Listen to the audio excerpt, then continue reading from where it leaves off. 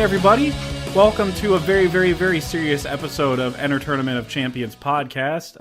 My name is Jeff Widman. That's right, you get a last name this time. You can find me somewhere, I'm sure, and I look like somebody else, but that's not even a joke. It's just a serious fact that you'll find somebody that looks like nothing like me on Google. It's just a fact. Okay, I'm joined by JD. Do you want your last name stated, or do you care? I mean, I don't think I could be taken seriously without the full name. So it's John David Van Tyne Jr. Oh, that's perfect. My profession name. Yeah, that's your profession name. It sounds regal. Yeah. If you could turn that junior into a 2. And I don't mean that. I don't mean that in a joking way. No, of course not. Yeah, it's just an observation. Yeah, an observation. Right. Well, I appreciate that. Yeah, I'm very formal. Right. Yeah. If you turn that junior into a 2, like the second, you would not be put on any waiting lists at restaurants at all. It's John just an David observation, Van Tyne, not a joke. Of his name. Not a joke. Just facts. These just are just facts. Just a fact. Yeah. It's just the way the world works. And Kyle, last name redacted. Thanks for joining us. That was not a joke. Thank you for redacting my last name. I did not want that out there because we're being serious. And if we're being serious, wow. So today we're going to continue our conversation that we started last week-ish about sci-fi movies, where we all three of us listed our 10 favorites and combined it into all 10 of them surprisingly made it. We combined it into a 16-seeded tournament bracket, which we're going to debate. Excuse me, right now. That was a very serious burp, by the way. Yeah. And very, very, somber burp. That was a somber burp. Right. But, so, we're going to... one out for the sci-fi movies. Exactly. That's what I'm saying. It's real. Look it up on Urban Dictionary. It's a real thing, and this is not a joke. Nothing we do is a joke. So, we're going to start it on a very, very serious note, though. I do want to say one thing about the... there's been a lot of stuff in the news today, and I just really, really got to say... All right. So, damn it. Here we go. What? What? I was being serious, you guys. I don't know why we're laughing. It's just something, I don't know. I just can't help it, man. I just can't help it. It's just weird thing. Like Ryan Gosling he got asked on Jimmy Kimmel why he laughs all the time on SNL, and he's like, I have this weird thing where I find something funny and I laugh. I'm really working on it. I identify with that so hard. Same here on every level. But in a serious way, not in I jokingly agree with that. I really agree with. Oh, our friend John Mayer laughs when he finds things amazing. So I mean, you don't always have to be laughing because it's funny. Right. It could be very serious, and that's just the only way you know how to react. He could do it on stage, he can do this solo that's just ridiculous, or the band synchronizes on the right beat of a right note, and he just goes, ha ha. It's not really funny though. It's just a moment that gives you chills, and you know how else to react. Exactly. Sure.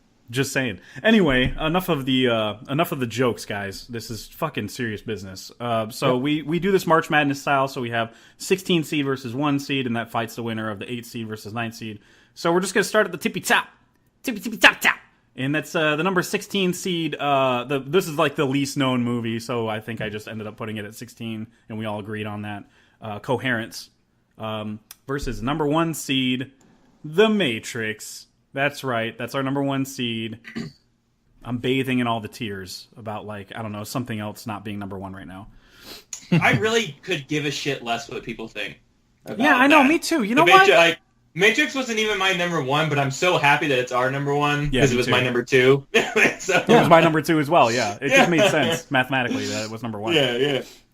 Coherence is the underdog, I guess, in this fight. Obviously, it's number 16.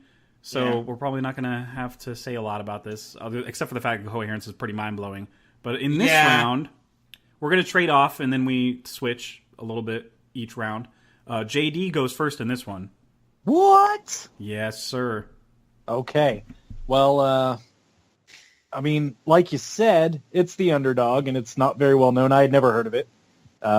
Great fucking movie, though. That blew my mind to bits and pieces all over the place. I love the concept of that, just like a night in all their lives. Mm-hmm. And it just goes to shit pretty quickly. Doesn't really doesn't hold back. It's 10 minutes of conversation and getting to know the characters, and then shit just gets weird, and it just keeps getting weirder and weirder. But it's not going to beat The Matrix, though. I don't think it's going to beat The Matrix. I don't know what could, but I mean, Nothing. I'm sure we'll get there. We'll get to some heavy hitters, that's for sure. Yeah, but great pick, man. I think we really all went to bat on our number 10s on our list because they're all just super enjoyable movies. Right, and mind blowers. Mind blowers for sure. Yeah. Blow minders. They blow the mind. Yeah. Blow minders. I like that. Yeah. Yeah. Blow the. I got nothing. Anyway, I'm just trying to come up with a name, not trying to make a joke. I swear. Hootie and the Blow My Minders. Oh, Ooh. yeah. Sorry, we're not doing that. It's a little bit of a joke, and I'll let it slide just once. We all get one. I'm real. That was my one. I burned it real early, and I'm pretty upset. I'm upset. So I assume, JD, you liked Coherence, obviously, and it kind of blew your mind a little bit. But you're going with The Matrix. I'm doing exactly what you just said. That's yes, what sir. I'm taking. Okay, yes, that's what I'm taking. sir. That was your number one, so I mean, I would assume you would have gone that way anyway. Yeah, just a little bit. Kyle, you're next on this one. I'm just going to Okay. sit this one out. See you guys later. Okay, bye. I really wish I could have gotten to Coherence in the later primer, but both of those movies are very hard to come by, apparently. Unless you're trying to go through illegal means, which we don't do that here. We don't do that at all. We just don't do that. Definitely not. It's not a thing that we do. And it definitely, I wasn't being hindered by like internet problems or whatever. your it's internet's just perfect. it's definitely my morality that I was sticking to why I didn't see these movies. Mm-hmm. I respect that. But so I have to go Matrix, and I think I probably would have gone Matrix anyways because as mind blowing as a dinner party that gets gunked up by interdimensional, time splitting or whatever. Sounds awesome. It's hard to beat The Matrix, and it's going to be hard for anything on this list to beat The Matrix, but I'm going to have to go with The Matrix, obviously. Oh my god. Well, you guys, I was going to go with Coherence just to shake things up. No, please, come on. It's The Matrix all the way. That was like, I rewatched a lot of these movies, almost all of them, and The Matrix was probably like the most enjoyable one. I was like, how did I not remember how well this hold up? It was crazy. But we'll have more to say on that later. Coherence, everybody should see though. It's supremely underwatched, underseen, for sure. And it's got like a really unique concept. I'm not saying that like the characters are anything to latch onto. Maybe the lead girl in it, Emily, and how she's going through like multiple timelines just to find the right one or the one that fits for her. And so, I mean, but in terms of that, though, I mean, it's not really somebody that's like, I identify with her. It's more about the concept of the movie and how they tackle it, which is unique and obviously on a budget. But that's even more commendable, kind of like Primer, which we'll talk about maybe. No, we will for sure.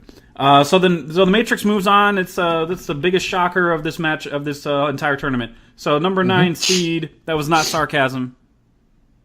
This is my shock voice. We don't do sarcasm here. No, it's a form of humor, so I reject it. Right, exactly. We denounce that type of stuff. Wholeheartedly. Completely. I say no to that. All right, so number 9 seed, Eternal Sunshine of the Spotless Mind. Oof. Wow. Ready for this? Versus another mindfuck movie, because it takes place in the mind. 8 seed Inception. No. Wow. Shut No. up. Yeah, I don't want this at all. Oh, fuck me in the rectum, I'm first. I couldn't even think of another place to fuck me in. I was like, urgently, my brain was just like, you're going to have to debate these movies somehow. That's impossible. Yeah, it's pretty tough.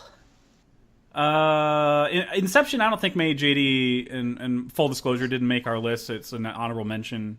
No, it made mine. It did? You make your... Oh, it did make yours. That's Yeah, right. yeah, totally. Didn't make mine. It's an honorable mention, but as you guys discussed it, I was just kind of like, why the fuck didn't I put that on my list? Because you had 10 solid ones on your list, that's why. I did, but at the same time, like, Eternal Sunshine is definitely a more personal and relatable movie. The sci-fi essence of it is on a smaller scale. Inception is very high concept, which is what sci-fi is all about ultimately, and how humans exist in that concept. And there's a lot more rules in Inception, which you got to give it the edge for that too. Because that's a lot to think up. Like, how do you explain... It is. How do you think up at all time lapses in dreams? And how the deeper you go in a dream, within a dream, it's you get and he more time. loved that so much, he's like, I'm going to make a movie about time relativity. Right. It's crazy. It's really cool, though. And it's the one that... I mean, Eternal Sunshine is pretty much a flawless movie for what it is. A rom-com sci-fi little bit more nuttiness to it than just being a straight up rom com. And there's some great characters in there, great performances too. It's one of my favorite Kate Winslet performances. And but Inception, man, that's all I got to say about Inception. It's just like, but Inception, bro. And then I move on because I'm voting Inception. Even though it wasn't on my list, I should have fucking picked it. I'm very surprised. Eternal Sunshine hits you in the feels, but you want to leave the theater you want to leave the theater thinking about shit and talking to your friends about, and that's what Inception does. Like, it just inspires conversation and just endless thoughts about what the hell you just saw. It's so awesome to piece together movies like that. So that's where I'm going. JD, where are you going on this one? Man, this one's hard for me. I had Eternal ranked just a tick above Inception on my list, and that was even before the rewatch, which really hit me just a couple days ago, rewatching Eternal Sunshine. Woo! Boy, I tell you. Man, I 100% agree with everything that you've just said. Like, I've had more really good conversations about the movie Inception because it is so high concept and because you can nitpick the shit out of that on so many different levels. But Eternal Sunshine made me like evaluate some shit, like some real shit. So I'm going to go with Eternal Sunshine by the smallest of margins, just because it did have that personal effect on me that I don't think I got when I was 18, 17, watching this movie for the first time, and then probably rewatching it in my early 20s. Like, I just hadn't gone through enough stuff to really appreciate his character growth or whatever, whether it's growth or not, whatever you want to call it. Yeah, they end up right back where they started, but yeah, I mean, it's very cyclical, and like Kyle said on our group chat, bittersweet, very appropriate. So I'm going to go with Eternal Sunshine and give Kyle the hard choice, and that's not even a forced dick move. That's just genuinely how I feel. Eternal Sunshine I just watched yesterday for the first time since the first time I watched it. And the first time I watched it was like when it came out on DVD the year after it came out. So, that was a long time ago. It was either in my last year of high school or just out of high school. It's all kind of hazy right now.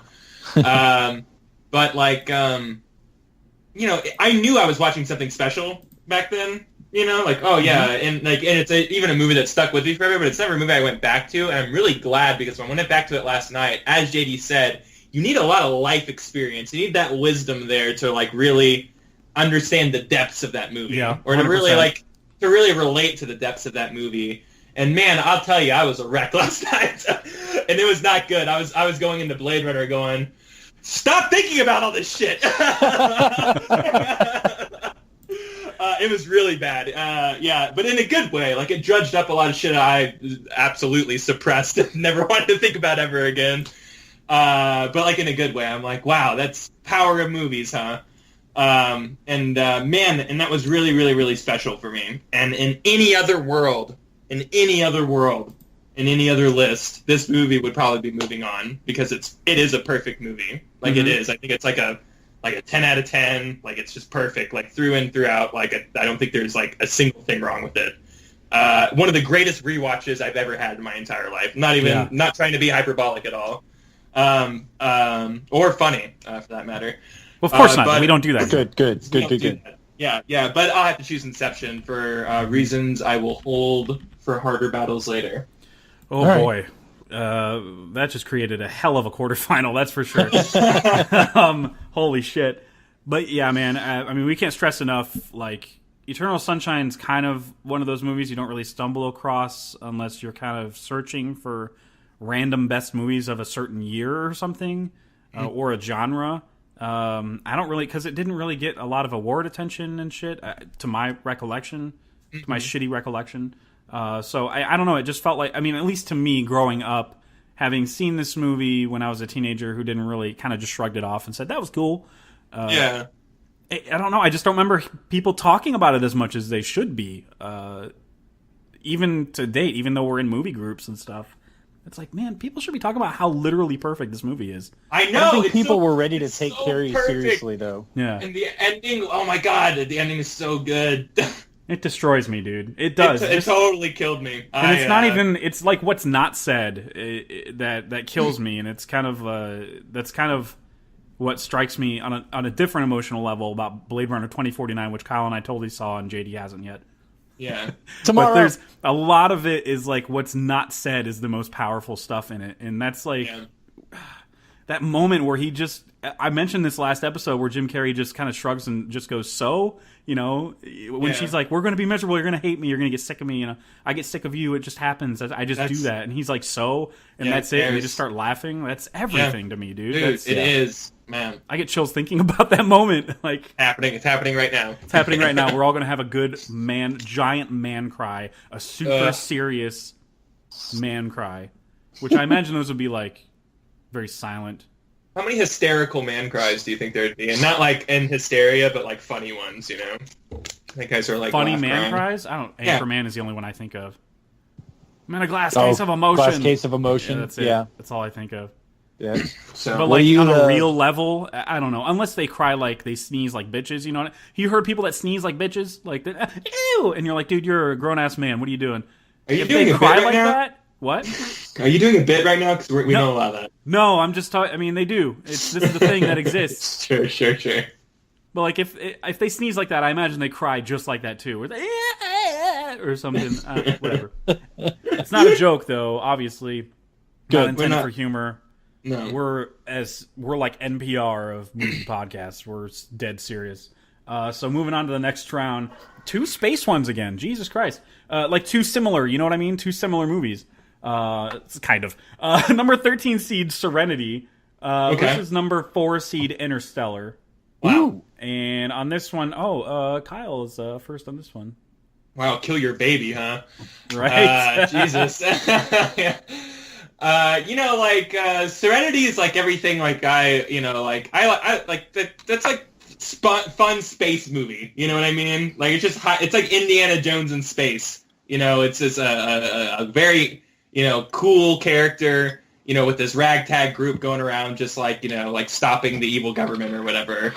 But that's what it is. It's fun, and there's an emotional core to it. It's fun. There's a lot going on to it. Joss Whedon's talented. I'm not trying to like downplay anything, but Interstellar is like, I mean, it was going for that I want to be this generation's 2001. That's what I want to be. Now, it's arguable if it got there or not, or it met or matched or anything like that, but like that's what it was going for. Right. And that's the sci-fi, I really like. I like that smart, cerebral, just like really makes you think. You're taking it away, you're taking away a lot and thinking about it for years and years and years. Like people have been thinking about Blade Runner for years, Yes. Like I have a feeling people are going to think about Interstellar forever, And it's a movie that I feel like it's like snowball effects. It just kind of gets more, I don't want to say popular, but more discussions get brought up around it the more I see it, especially because we hang out in that group chat, not group chat, but the Collider group all the time. Yeah. I see that movie just brought up a lot, It's just, I'm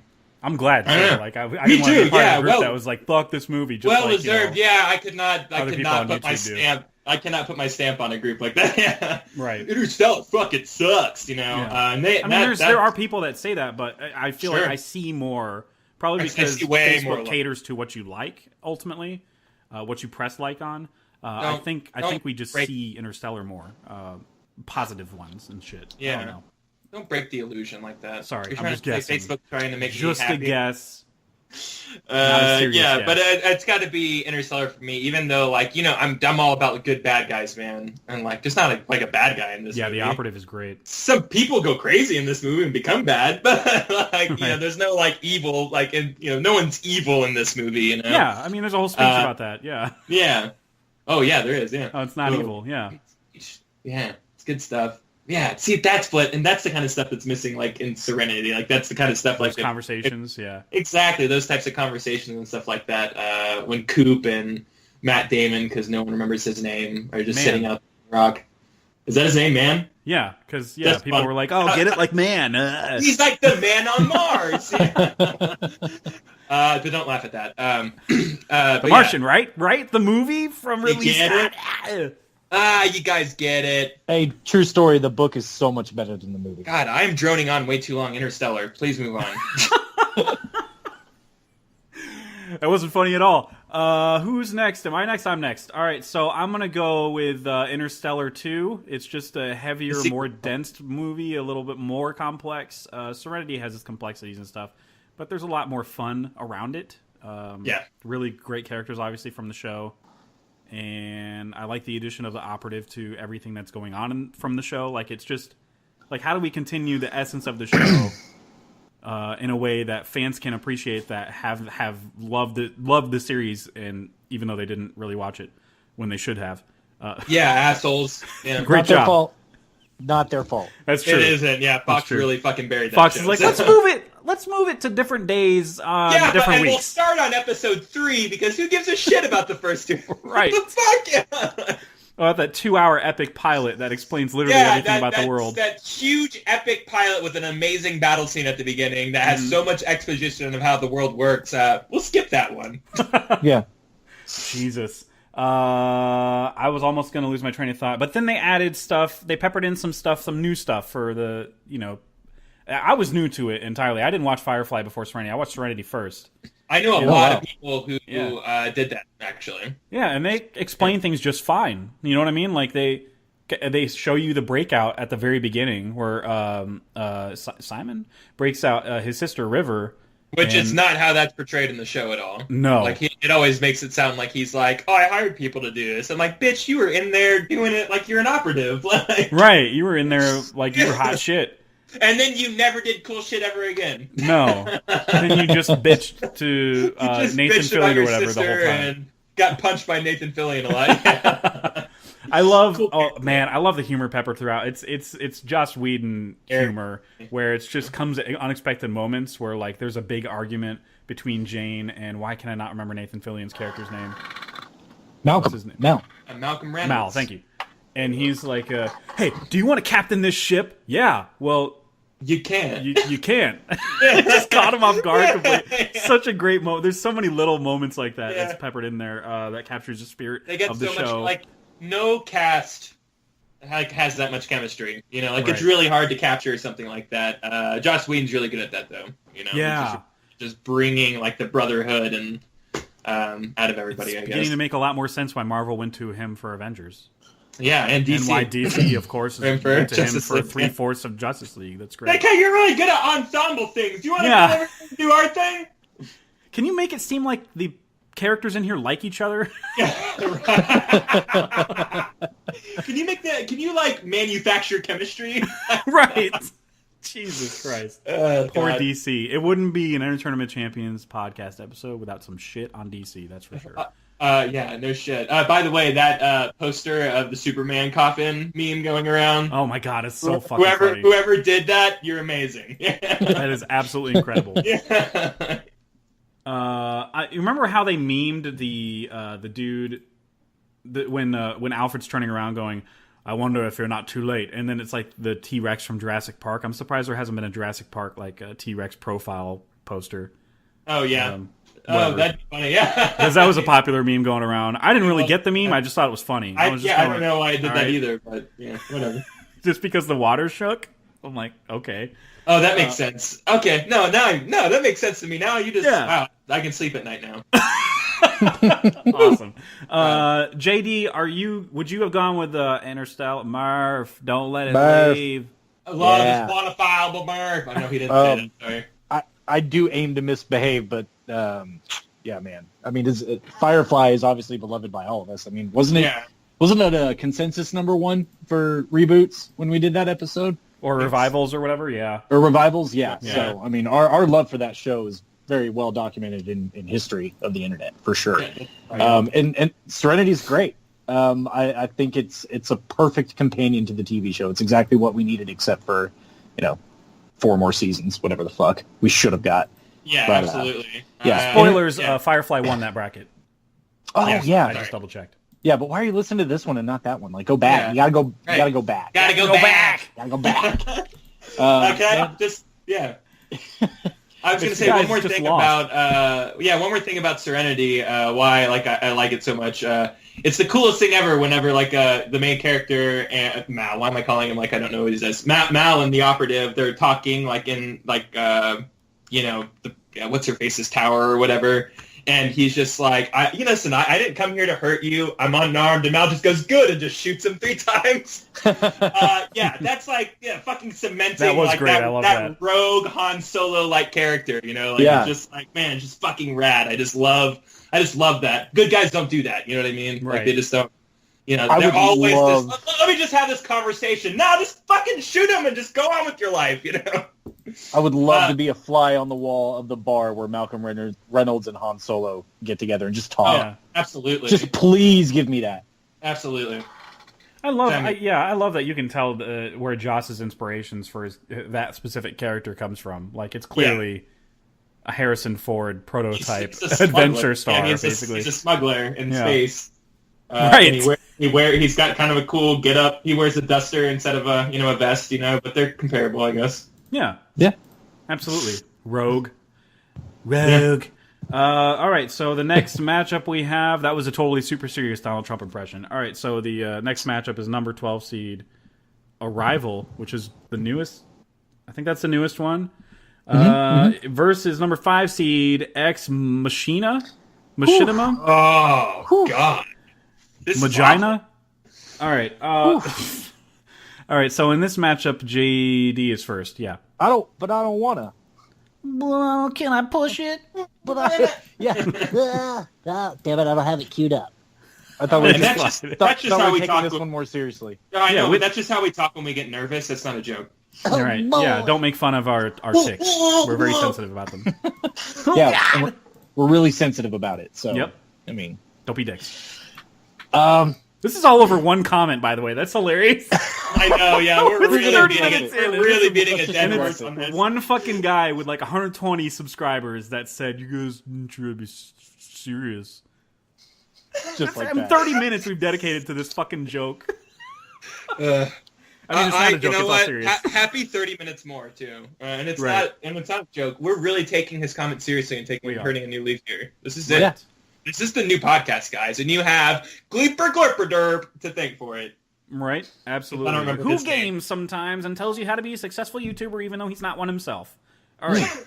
So Love that unsolicited advice. It's perfect. it's great. It is immaculate. And I mean, I'm not saying that, look, we're perfect and 25 subscribers. I don't give a shit about that, honestly. We just do this for fun.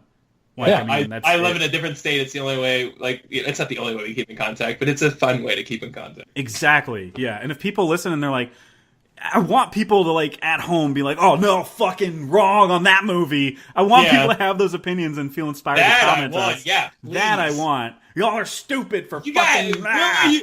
Arrival, a movie about talking? Ugh. You guys didn't have Independence Day on there anyway. Yeah, fucking well, dick. yeah, oh my God. Yeah, Welcome to we're- Earth, iconic. God. Yeah. You know, like the tower's blowing up. Come on, guys. Right.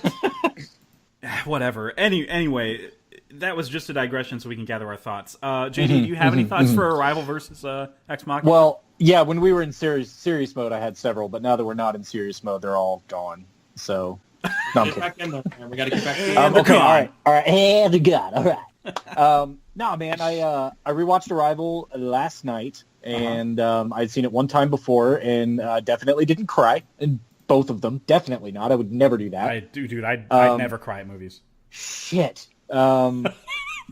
Arrival is just, it's fucking beautiful. The score, the way that it's shot, and just the way that it draws that emotion out of you, like, it's fucking brilliant. But Ex Machina is just a much more fascinating story to me. Yeah. And the way that it develops, I really had no idea where both of these movies were going halfway through Yeah. them. Like, they end up taking a very sharp turn towards the latter half of the second act, especially Ex Machina. That one just goes, like, way off from where I thought it was going. Mm-hmm. I mean, overall, I don't know. I think I'm going to go with Ex Machina just because I don't think there's anything else out there quite like it Yeah. that I'd ever seen. Yeah, that was a before. higher one for me. So, I mean, I get Yeah. it. It was a higher one Yeah. for all of us, really. It was number 5. Yeah, I think it was an on-men for me. If I had rewatched it before we did our list, I think I probably would have snuck it in. Mm-hmm. Arrival? Somewheres. Ex Machina. Yes. Oh, Ex Machina. No, Okay, Ex sorry. Machina was on my list, but yeah, I think Arrival was the on-men. Oh, yeah, I was talking about Ex Machina. Sorry. Yeah. I was saying So, it's so high because of all of us. Anyway. Yeah, all of us, yeah. Speaking of so high, what's your opinion, man? That's Kyle's. It's Kyle's turn to talk. Yay, Kyle. It's me. I'm me. So Arrival. So I just watched that recently too because I'm on a God help me nail this name, Jeff. Villeneuve. Villeneuve. It's basically just Villeneuve. It's just Villeneuve. basically. Yeah. Villeneuve. And if you say it fast, you say it right. So it's like Denis Villeneuve. Like it's just that. Villeneuve. Okay, Yeah. cool. Because he's like my new favorite thing ever. So right. He's my favorite creator of things in general. I'm not trying to. We're not going to spoil anything, guys. But yeah, you're gonna hear a lot probably about Blade Runner as we go along. I'm sure. Yes. Yes. So I went back and watched Arrival. Yeah. Man, what a rewatch that is too. That movie just came out like last November or whatever. It did, just yeah. It's really just stuck so with me. good. It's just so good. Probably would have made my list if I would have rewatched it. This is just me being dumb. Me just being like, oh, I don't want to. That's too new. I don't want to put that on my list. You know, like I don't know what my thought process was there. It probably would have snuck up a little higher for sure. About something else. But I'm probably gonna have to go Ex Machina because I literally just finished that minutes before we wrap this up, and that was really. It was supposed to be really high on my list, and I couldn't sneak it up for whatever reason. Because I even think you were like, "What the fuck, Kyle?" I was a little bit, yeah. 'Cause we saw that together, and that was like, Yeah. It's another new one, but I mean, it's still like And- over and time, you that's still what think it about is, it more. Well, and now that I've just finished it up, and I'm like, yeah, I would have been like number 3, maybe number 4 or whatever. You know, I would have been way higher. That movie's just so fucking brilliant. Yeah. It just so many more things like landed for me like this time. Not that nothing landed for me the first time. The movie was so outstanding the first time I saw it. But just you're honed in. You know, when you're at home and you're like this in front of your TV and there's not all that like, you know, sensory overload going on at the theater, especially for like an over anxious person. You know, like man, I pick up on a lot of subtext and stuff like that. And Ex Machina is just filled with subtext, just filled with just like subtleties and everything. And Right. just a really great. It's one of the greats, man. So I'm gonna have to go Ex Machina. I hear you, and I love the shit out of Arrival. I wrote like a 5-star. I think it was 5-star at the time. I can't remember. Article about it on Horror Geek Life when I wrote for them. That inspired me to write a fuck ton. Like my editor was like, "Dude, come on, really over 1,000 words? Get the fuck out of here with that." Yeah, I loved the shit out of Arrival. That was like right. I don't want to say right beneath La La Land because I'm sure there was something in between it. I can't remember what it was though, but Arrival was way high up there for me last year. Me too. Arrival was pretty high. And I just felt like kind of giving, even though Ex Machina is still new, it's only a year older than Arrival. It's just the fact. I mean, I felt like giving something new a little bit more recognition in my list, so I put it at.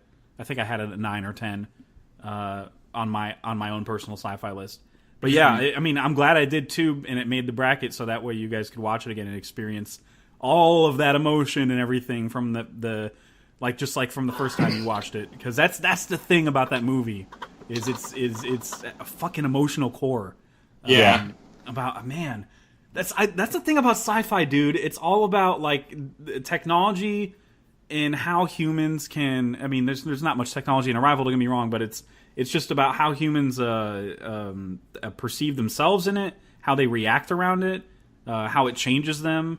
And I guess aliens did kind of bequeath their technology, or I guess their language, quote-unquote, weapon on humans so they could, at least if you learn the language, you can learn how to do the time travel shit. Spoilers on that, I guess. Time travel is an element in the movie. Anyway, I'm rambling. Ex Machina would have been my vote too, and I have no problems with that beating Arrival, even though that's like a newer love for me, and especially because that director, I'm just obsessing over him lately. Oh, dude, don't even. Yeah, I'm right? about to get on a Villeneuve, fucking like rabbit hole this weekend. So. Oh yeah, it'll be a good rabbit hole. It'll be a depressing rabbit hole, but it'll be a good one. Prisoners is the most dour, hopeless movie I've ever. One of the most hopeless movies I've ever seen. I hope it's Heavy Rain the movie. That's what I hope. It's basically what it is. I mean, is but it really good? It ends on a more the most possible hopeful note possible, I guess, for that story. That doesn't sound very hopeful. It is a missing kid story, so I mean, there's that Heavy Rain element. But yeah, as you're going along, you're like, "There's no good ending in this, is there?" Like, there's just not. People did some shit they have to live with. And even like Enemy has some darkness to it, but it's more it's his most WTF movie for sure. I don't know why I abbreviated what the fuck when we cuss on here all the time. Anyway, Ex Machina's moving on. Our quarterfinals are going to be a fucking bitch. So the next matchup is number 15 seed Predestination versus 2001. Oh, God. These have no business fighting each other whatsoever. None at Not all. at all. I'm actually going first on this one, unfortunately. I don't really have a lot of rambling to say. I just wish, like Coherence, I feel like Predestination is still an under-the-radar movie. So I think a lot of people should really, really, really give that a shot. It was one of those movies, just like Coherence, where it was like, maybe an indie theater had it or two, but ultimately it was an on-demand movie and you had to look for it. Which is a real shame. There's a lot of great performances in that. And You weren't finding this guy concept. You weren't finding this guy by director because he's directed nothing but shit. So. Yeah, that's right. He did the other Ethan Hawke movie about vampires. That's what we talked about. That. Daybreakers. Right. So I'm never gonna watch it. It's just a movie that someone like would have to tell you about.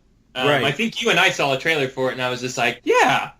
And I just kind of bit the bullet because, like, as we talked about, we totally legally watch movies, and totally legally. Legally. 100%. I just want to make sure that was heard correctly. Yeah. Legally, yes. No Legal. IL. Legally. Legally. I implore the MPAA to look into it. Please don't. Anyway, but I gave it a shot, and I was like, Kyle, dude, you definitely have to watch this fucking movie. This is totally Kyle movie. It's I love that it's a hard to explain movie. I guess that's what that has in common with 2001, where you're just kind of like, you can't. There's a track. You turn into like suddenly you're like, there's a track, Morty. You just gotta go into space. It turns into a whole thing where you don't know what to fucking say. My buddy, when he got done watching it after I was like, hey man, you want to watch this movie? I think you'd like, if you love sci-fi. And he watched it. He's like, man, I don't think I got it. I go, yeah, that's good. That's good. Yeah, exactly. It's supposed to be like that. You're supposed to be like, go read some articles. I gotta research this. It's gotta be that feeling, and that's what the best sci-fi gets those feelings out of you is like that feeling to like, I gotta look into this, or I can't stop thinking about this, that type of shit. 2001 was my number one. But ultimately, after I rewatched The Matrix, I'm kind of second guessing that at this point. My bad, oops. But 2001 did influence pretty much everything you see after the fact. Up until that point, sci-fi was just so like pulpy and kind of like a laugh stock. It was just people silly. in like yellow like scuba suits, on bad sets and stuff like and that. The aliens look terrible, which is purposefully why they didn't really put real aliens in this. It was just, let's just have it be a monolith. They consulted Carl Sagan. He was like, just don't show aliens. It'll be inauthentic, which he did himself in Contact. He didn't show the aliens. Spoilers on that movie, too. But 2001's an easy vote for me. So I think JD is... JD's next. Yeah, it's going to be an easy one for me as well. But, dude, just like Coherence, this movie was fucking great. I watched it twice. Wow. Yeah, that's great. I ended up getting that second rewatch in, and I've tried to explain this movie to 7 people. 7 different fucking people, and none of them know at all what the fuck I'm trying to say. Like, at all. And some of that's probably on me. But there's no way to tell you anything of substance about the movie without giving away plot details at all. Yeah, right. And where do you start? It's a big goddamn loop. Like, where in the loop do you start? You would just be like a guy's at a bar and he's telling his life story to a bartender, and they trade life stories. And time travel's involved somehow? Yeah. Right. And there's that first 30 minutes is riveting, dude. It's just... They're trading life stories, and he's like, check this shit out. Sci-fi. It's great. I love the line, and this really was cool on the second rewatch, when he's like, I thought you were going to tell me the best story of my life. He doesn't say of your life. He says of my life, and that's important. Yeah. Because bad pay attention to shit like that. Yeah. The movie's just it's an onion, man. You could peel away a different layer every single time you tackle it. I've seen it twice. Haven't seen it like recently, as in the last year. But yeah, I saw it twice that same year, just because it was just like, oh, I'm going back to that one. Especially after it's a good one to revisit. Yeah. Especially after reading up on some stuff, and I'm watching it with like, the third eye woken or whatever, after reading like all like the internet shit, and it's just like, man, I get it. I Right. get it. I love how the John character is a consensus. Oh, it looks like a female Leonardo DiCaprio. It's like, yeah, no shit. That's fucking perfect. That's what I had in my head the whole time. You pointed it out. Thank you. That's amazing. I never pinpointed that. That's brilliant. Every like all 3 YouTube videos I watch on, it's like, there's this guy who looks like a female Leo DiCaprio. I'm like, yeah, done. Nailed it. So your vote is towards which one? It's Space Odyssey for sure. Oh, okay, cool. Yeah, I mean, God. come on, that like you said, I love Predestination. Need more people to see it. 2001, though. I mean, talk about an onion. I mean, shit. oh yeah, Oh yeah, no shit. People still debate hotly, like Blade Runner, debate shit about 2001 on a regular basis. It's crazy. Kyle, where would you have voted on this one? 2001 as well? Just the higher seat? It doesn't really matter. It would have been 2001 for me for sure. I cut in enough to talk about Predestination. I think it's conveyed that we love that movie. But 2001 is a classic. That's gonna be a hard one to beat. It is. I can see some arguments formulating against it already in my head, so. Oh, I already have them, so. Yep. Oh, right. Awesome. This one's the next matchup's a complicated matchup. In terms of quality, like we have number 10 seed Children of Men versus number 7 seed. I think that was on JD's list, by the way. Children of Men. yes, versus number 7 seed Minority Report, which ended up being higher because I think I'm the one that ultimately had it at like 4 or something. I think I would have lowered it a little bit the more that we all kind of talked about it. I still love the shit out of the movie, but it still would be in my 10. I don't know. I feel like I would rearrange my list now that I've rewatched everything and discussed it with you guys a little bit in our private little chat that nobody can read and our eyes only. We'll release our memoirs of a podcast like 10 years down the road. No way. We would never. There's too There's much a lot of illegal racist shit. There's in there, yeah. way too many. Yeah, There's too many things. Too many things. No way. All right, so this one, Kyle actually votes first on this one. Oh my god. What are they again? Oh, Children of Men versus Minority Report. Oh yeah, okay. So Minority Report I just saw recently. yeah, you really did. liked it. Yeah, it was good. It was really good. Spielberg that guy could direct a movie. Did you guys know that? Yeah, I'm familiar with. I him heard some and his work. things. And as I said to you guys in that chat that we shall not talk about, Cruise at 100%. That guy's just like, God, man, that guy's just a pleasure to watch, you know? Yeah. So it's hard to... I'm about to see another of his movies that just came out tomorrow. Oh, The Mummy, yeah, I know. No, that shit. Yeah, I know. God. American made. But yeah, The plain one, yeah. So Minority Report's like, it's really good. I really like that movie quite a bit. Man. What was the other one? Children of Men. Children of Men. Children of Men. I keep on... I'm trying... See, this is my qualm with this. Minority Report's probably the better sci-fi movie. You know what I mean? Yeah, I know what you're saying. It's probably the better sci-fi movie, but Children of Men is 100% the better movie. Mhm. Like, I know exactly what you're talking about. At least to me. So like, Yeah. I'm at a crossroads right now, and I don't know where to go because I feel like if I choose Minority Report over Children of Men, I feel like I'll never be able to forgive myself. Mhm. But like, I feel like that's not really the more sci-fi choice, and I feel like as we're getting closer to number one, I'm gonna start really being nitpicky, about like, Yeah, you sci-fi. have You know to. what I mean? You have to. I just don't know if that leaves Children of Men with a lot of room to go. I don't know. I'm gonna go Children of Men. Okay. I think there's enough sci-fi elements in there, man. The kids playing with like little toys at the table and stuff like that. There's enough going on. There's enough world building. You're in the future, In the future. It's telling a conceptual story. Like there's something going on there. But Minority Report's really good. That holds up really well. It's a really well. I will say it's preposterous that he could use his eye to like still get into like everything. Like that's the only out, hang up. you'd be taken that I out of the have. database so quickly, like immediately.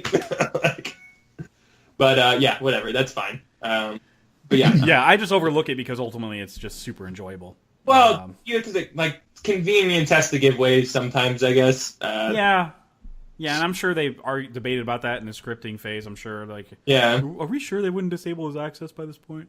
Yeah. Just fucking leave it in, man. We got to move the movie I'm along. pretty sure eyeballs degrade really quickly, so I don't know if it would hold up very well on a plastic bag. But hey, I'm not no biologist. So. Yeah, because we never saw him put that eye back in a bag and then in a freezer somewhere. So yeah, just in his pocket, like really warm and cheap. Yeah, just like melting. I assume eyeballs melt. I don't know the physics of eyeballs. How do you know? Yeah, I like the argument of the arguments, I should say, plural, of free will versus determinism. Like the entire conversation. I'm next, by the way. Sorry, I'm not stealing a thunder. I promise. The entire conversation that Whitwer, yeah, has with Anderton about like why did you Anderton's like why did you catch the ball because it was going to fall. Are you sure about that? He's like, yeah, obviously, and he's like, well, I don't know. I mean, I don't know. That's just that whole debate was really well crafted, even though it was like a straw man argument, like kind of like, okay, well, that's not what we're talking about here. We're talking about murder. We're talking about something bigger than a falling ball. God, I don't know, man. This is really tough, and it does pose like larger questions. If you could end a crime before it happened, would you? And would you be comfortable with the sacrifices and the punishment of that? Because that's a stretch. You got to thank Philip K. Dick for like a ton of these movies, by the way. Yeah. Because this is one of his, and but yeah, Children of Men has that whole quality factor. I think it's in my Minority Report also is in my favorite movies of all time because I just enjoy watching these both immensely. Fuck it, I'm gonna go quality. I'm gonna go with Children of Men. Woo! Oh, what? It might end up losing. It's going to. It's going to get nitpicked out. My nitpicks of Minority Report are too fresh. I just can't right now with the whole eyeball thing, which is big in the sci-fi. Like, the sci-fi thing, the whole world is about scanning your eyes. You would think they'd be on top of that shit. Yeah, dude, I work in security. Terminations are processed before the person walks out of the building. I mean, so by the time that he was, like wanted, like, man, there's no paperwork. Like his shit just shut off. Like, right. Shut it down. Exactly. Yeah. And I work on a help desk. We terminate access all day, and we do it the same day. Most times. You don't wait a week for them to figure out some way to get back into the building with their continued access. Right. That's insane. But whatever, it's fine. Also, another nitpick that I had about it, I make it sound like I didn't love the movie. I still love the movie. It's in my top. It's gonna still remain in my top 10 regardless of how I reassess my list. But Colin Farrell's character Whitwer, he comes in. He's like, I'm here to find a human flaw because of course the precogs are still human. They're just they're elevated humans, I guess you can call them. But yeah, he's like, I'm here to find a human flaw. And then as soon as they have a vision about Anderton, he's like, well, the vision's accurate. Let's go after Anderton. Like, why would you suddenly take charge? It doesn't make sense. I don't know. His insistent gun smacking. Oh, God. Yeah, I don't, man. That was my intro to Colin Farrell, and I was like, spit it out, dude. It's and I hate his, can we talk about his spoilers death scene? Yeah, I guess. Sure. Yeah, he smiles and laughs during it. It's the stupidest. I didn't even notice that. How did I not notice that? It's the dumbest death scene. Like, it's top 10 worst death scenes for me. Like, wow. Like Marianne Corander. What's her name from Dark Knight Rises and Inception and stuff like that? How she dies in Dark Knight Rises. Marianne Cotillard, yeah. Yeah, thank you. Yeah, it's hilarious. Really bad. It's not bad to me. Like, seriously, I'm just like, wow, like, that's the cut you went with, Spielberg. Okay, cool, man. Hey, you had Farrell. That's all you had. That's. Sorry. Yeah, that was like my first exposure to him, like I said. So that was like, what the fuck is this guy? Like, that was like the first. Jackass. And then Daredevil came after that, and I was just kind of like, okay, this fucking guy's terrible. Yeah. And then obviously he's had this upward SWAT. trajectory ever since. He's been in great movies, which is like, oh, okay, well that's okay. All right, I'll give you. I'm giving you some passes. He was getting Fright Night. I liked him in Bruges. That's an amazing movie. He's great in that too. Yeah. Is he in? Okay. Yeah. Intermission's an indie one that's from Ireland. That's a good movie. I don't know why I switched to the accent. Talking to his maiden voice. JD, would you have voted for the higher seat on this one, Minority Report, or? Even if I were compelled to go with Minority Report originally, y'all definitely would have talked me into going Children of Men. It's higher on my list, and while I do agree that Minority Report may be the better sci-fi movie, it is a quality thing for me, and that's why Children of Men was so high on my list, because it's that fucking good. Another another nitpicky thing with the eye scanning deal that I saw a couple people talk about online. When his son goes missing, like, do they not implement eye scanning technology until a certain age, or did it like get invented in between the time that his son went missing and God, yeah, he's that's a present? Because I mean, if they can scan unanswered people's question. eyes, how does anybody ever go missing? Like that doesn't make sense. Right. This seems like all this eye scanning and the pre-crime stuff seems exclusive to DC. It It's seems true. That like could they be like only the implemented them hotbed for after testing he technology. lost his son. Yeah, Right. but it never goes out of its way to explain that, so it's No. still No, it technically doesn't. kind of a plot hole. Sure. Yeah, it's either a plot hole or ambiguous or whatever. I don't know which one it is yet. I do think you could explain the eye thing, and this is in the memoirs of the podcast on the Facebook chat. I think you could write off the initial one as Burgess wanting him to come back, like luring him back in. The clickety-clack of the spiders. The clickety-clack of the spiders. I'm in a tree. Oh, wait, fucking wrong show. Damn it. Yeah. He's a tree cog, guys. No, shit, sorry, I used my joke. God damn it. So, I'm done. You blew it. I'm done. You blew it. You blow it. You blew it. But yeah, man, it's overall, it's a great movie. It definitely deserves to be on anybody's sci-fi list, but Children of Men is one of the all-time faves for me. Yeah. I hear you. We'll talk about the intricacies of Children of Men a little bit down the road. But the next matchup is number 14 seed Primer versus number 3 seed Blade Runner. Oh, get the fuck out of here. We can kind of pack this one up and go home. Man, Primer's so good, though. In this one, JD starts. Oh, man. I mean, I love Primer, obviously. It was my number 10. I really enjoyed rewatching it, for sure. It's got... Me too. It was probably, of our 3 number 10s, the one that I watched more content on. Like, overall, just explaining what I just All watched. the YouTube stuff, yeah. Because, there's that really good, like, visual, like, it's like a 15-minute video where it just explains what version of the 2 characters you're seeing interact with other ones, and it does a really good job of bringing it all together. But man, I just don't think anything towards the bottom of the list is going to knock off Blade Runner, man. It's just fucking it's not perfect, possible at this point. I'm especially sorry. with the new movie coming out. I mean, the hype is so real. I can't wait to see it tomorrow. Oh my god! Just watched the final cut for the second time in like a month last night. Gearing up for it. So yeah, it's going to be Blade Runner for me, but man, Primer deserves a hell of a lot of recognition. You said they made that for like $70,000 or something? $7,000. $7,000. Jesus, I don't get that. Like, I don't understand it either. like, if I gave you $7,000 and you made that movie, like, I just think about what I would do with $7,000 if somebody gave that to me, and it would be Hookers and blow. Yeah, Hookers and blow. Yeah, Easy. totally. And that's if I have enough money left over for the hookers. Like, obviously the blow is a priority. You hope that lures. there's- You hope that lures in the hookers if you got more blow, so you don't got to pay for the hookers. It's just what we do. It's what we do. Yeah. But no, one thing I liked about Primer though is the you see how their handwriting degrades overall. A lot of there's people little things in there. Yeah. they've tied that back to like the moment when they were originally building the first tiny box and they hold their hands over the little apparatus, and it's like their hands are out of sync with their body for the rest of their lives. It's like their hands are just like a couple Oh my seconds God, ahead. that's and I was so like, goddamn that's brilliant. so fucking cool. Like, that makes so much sense. And it's little things like that too that they don't like explain to you at all. I mean, Blade Runner is just as ambiguous at a lot of points too. Yeah, but they don't explain a lot of things to you in Primer at all, like who's from what timeline and everything.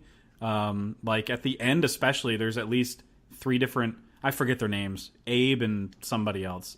Abe and Oh man, fuckboy. And Fuckface. you're like, hey, which fuckboy is this? It's just very. I don't remember their fucking names. God damn Anyway, it, I'm getting them.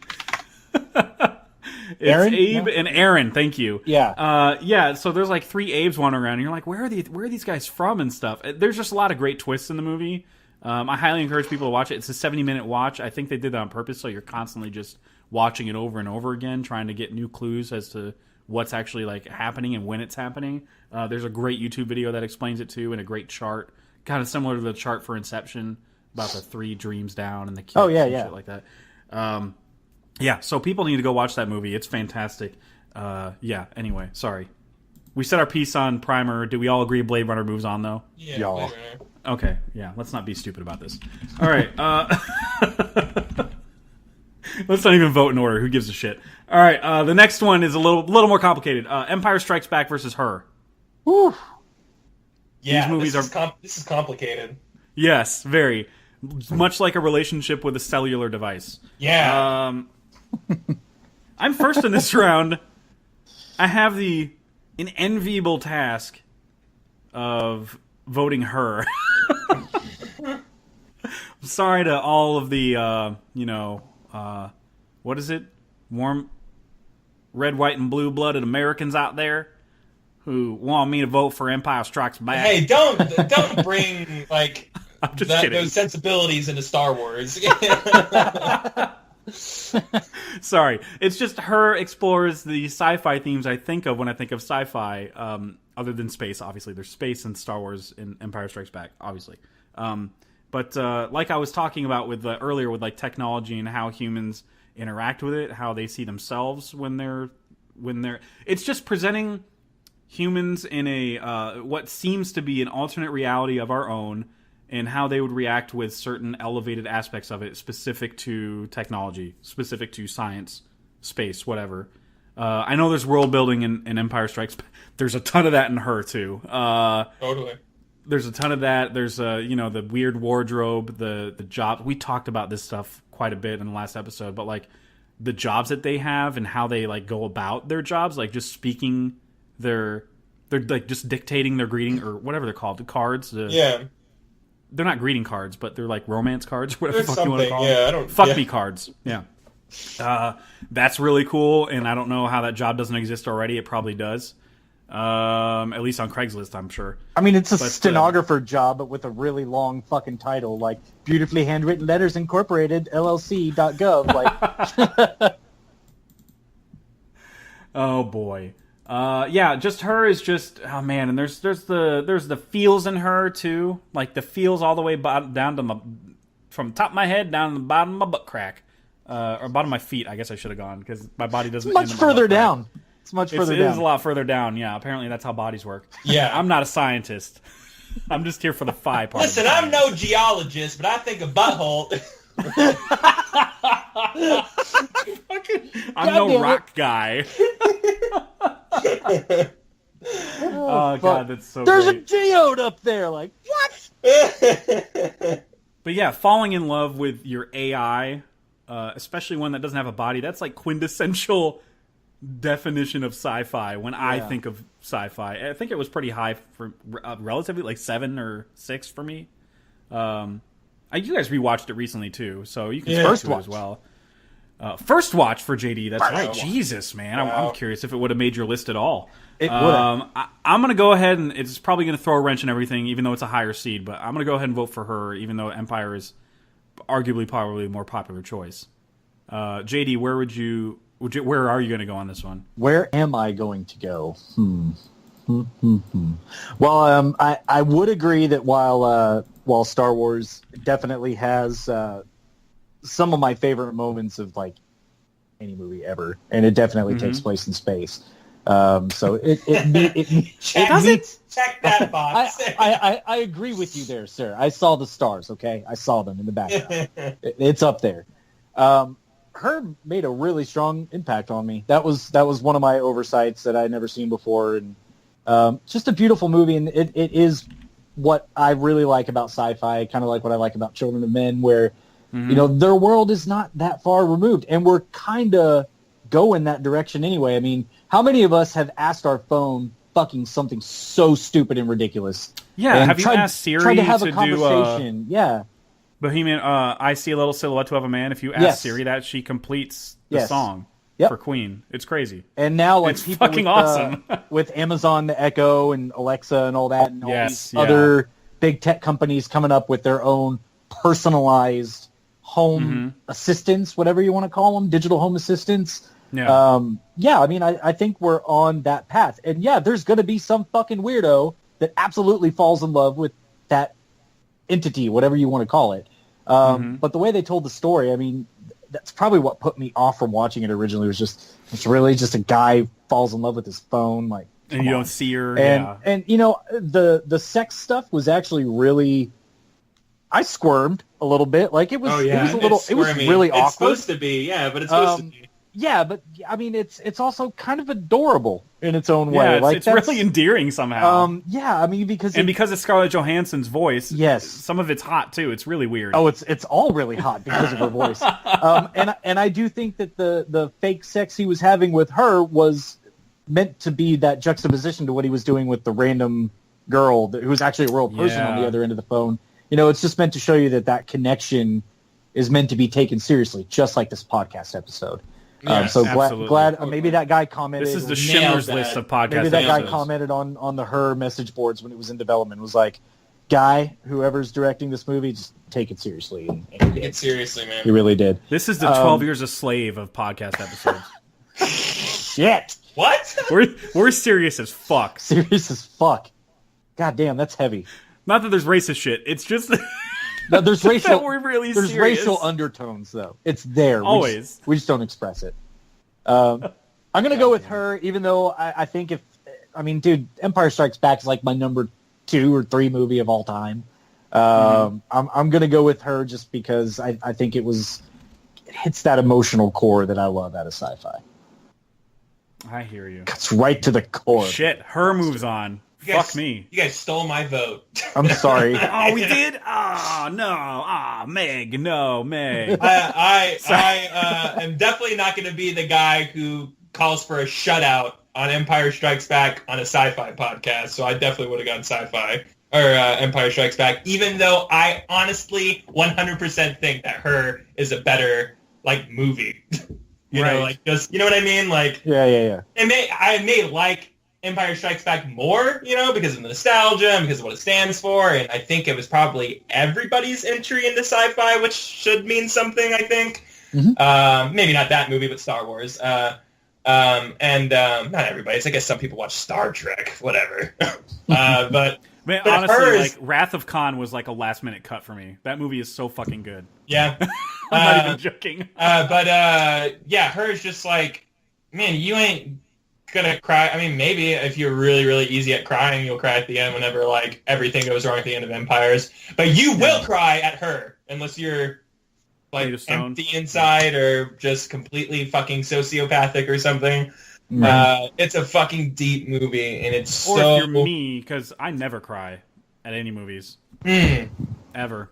mm, Especially not Inside Out for 15 minutes. mm, Mm-hmm. mhm. Sorry, what were you saying about her and its depth? I'm sorry. Yeah, it deserves to go on, but fuck both of you.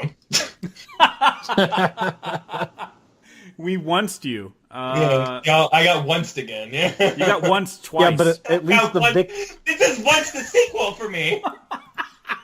at least the victim of our once experiment is moving on in this round. Jeez. Children of Men. That was the Yeah, Children of Men's moving on. Yeah, you Yeah. gotta take some, solace in that little victory, I guess. the Lord giveth and the Lord taketh away. All right, so this next matchup is this makes me want to cry. I really don't want to do this. This is like picking a parent in a divorce, and both parents are pretty cool. Oh, okay. Yeah, not one There's of them. not, like my an dad obvious is kind of a douchebag in dick, the you know. equation. Yeah. Okay. Yeah. Got it. They're both pretty fucking cool. This is Inception versus The Matrix, y'all. No. We're gonna be here a while. No. Pop up your recliner a little bit because we're gonna have this one out. Maybe. I don't know. I honestly don't know. Oh, Kyle, you're first. Have fun, buddy. Oh my god. Shit. Man, do roll this the choices by me again while I hash this out. Inception versus Dead The air. Matrix. Oh my god. Yeah, saying it again didn't help at all. Shit. Jesus Inception is Christ. that movie with You're DiCaprio. literally I don't know asking if you me, remember Kyle, that one. what are you choosing? Your number 1 or your number 2 movie? And one is probably a better sci-fi movie than the other, so you should probably choose that one. Oh boy, that's the toughest part, right? Yeah. It's all about the nitpicking now. Yeah, it is. It is. Inception, I would argue, is more of a heist movie than it is like a straight sci-fi movie. Yeah, they're going into dreams. What are they doing in those dreams? car chases, shootouts, you know, like normal stuff. Yeah. And yeah, you're seeing some otherworldly stuff every once in a while, but for the most part, it's pretty grounded because the architectures make it that way. That's part of the lore, which I appreciate.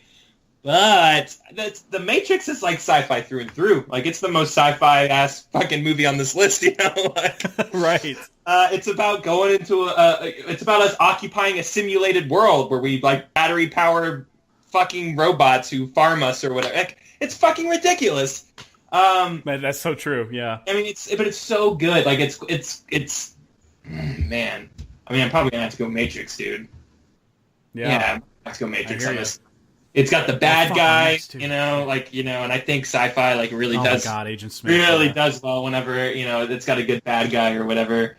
Right. And it's one that like it makes you think. Like, it's a movie that we're talked about it all these years afterwards. You and I had a podcast about it. It's you know, like, it's a movie that really like stuck with you or whatever, and it's fucking fun. Like, you're getting the action, you're getting all that other stuff that like from Star Wars and Serenity and stuff like that. You're getting those boxes are being checked off. But yeah, you're getting a thinker also, so you're getting the best of both worlds, and I think it's the Matrix for me. Oh man, I hate this matchup. It's good. It's a good matchup on paper, but it's just the fact that one of them has to go. It's funny that it's all about hooking yourself up to a machine and going into a world, if you will. Both of these movies. Both of them do that. One shit. willfully, and then the other, at least initially, against your will. Yeah, it depends on who you are in Inception. We got to go one deeper, Morty, and also the Matrix 2. Depends on who you are. Yeah, it really does. A majority of people in the Matrix are unwillfully in the Matrix. Most of them are content there. They don't really give a shit to explore the deeper meanings of their world. Man, that kind of solidifies why I have to go Matrix on this. Because in Inception, they understand what they're doing. Right. They're going into dreams, and like Kyle was saying, it's more of a like really silky smooth heist movie. It's Christopher Nolan's James Bond take, basically, more or less. You know, everybody plays their parts. It's a great heist movie. If we were doing heist movies, it would be up there. Yeah. Probably number one for me. Definitely. Yeah, totally. 100%. Yeah. That and Baby Driver 1 and 2. Boom. Yeah. There you go. The only thing you mentioned villain too, and that's another thing I was thinking of. Like in Inception, the only villain is like, I guess Mao is like the physical manifestation of the villain, but ultimately it's just Dom's personal demons. Yeah. Or his guilt. He's just riddled with it. It's like destroying their fucking plan. Yeah, literally. But in the Matrix, it's like, even though he's a piece of software, basically, ultimately, on some USB stick somewhere on fucking Machine City, you have Agent Smith, man. Agent Smith. He's right there in front of you. Right, and he broke away from the system, you know? So. Right, exactly. Oh, shit. Yeah, I'm going to have to go with The Matrix, too. The sci-fi-ness of it, and the fact that I'm still watching this movie that I've seen hundreds of times now. I don't know. I've seen it so many times, and I'm still like kind of asking questions about certain scenes. Like the scene where Neo goes out of the Matrix for the first time. I'm still trying to piece together what that scene is actually doing. Like, what are they actually?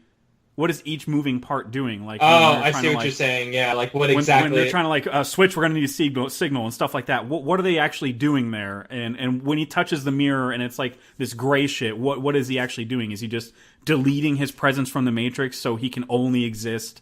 Yeah, I mean, pretty much in the real world. I mean, because that's like, and then you hear the modem sounds and stuff, and how they need the connection right at that moment. Right. It's just, there's a lot to take in even today. But they today. have to plant the signals so they can find them within the farm, you know? So, right. Yeah, it's just, there's a lot going on in just that scene. And it's very visual. A lot of, like, once the silver stuff, like, enters down his throat, and you start hearing... the modem sounds yeah, are great. Exactly. Yeah. So good. His scream turns into them. It's so and good. most people were still on dial-up back then, so it's super relevant back then. It made very sense, relevant, yeah. Man, there's Jesus. And that movie doesn't feel old still. You know, like they're still kind of like you're using cell phones still. Like you know what I mean. Like the movie doesn't feel old.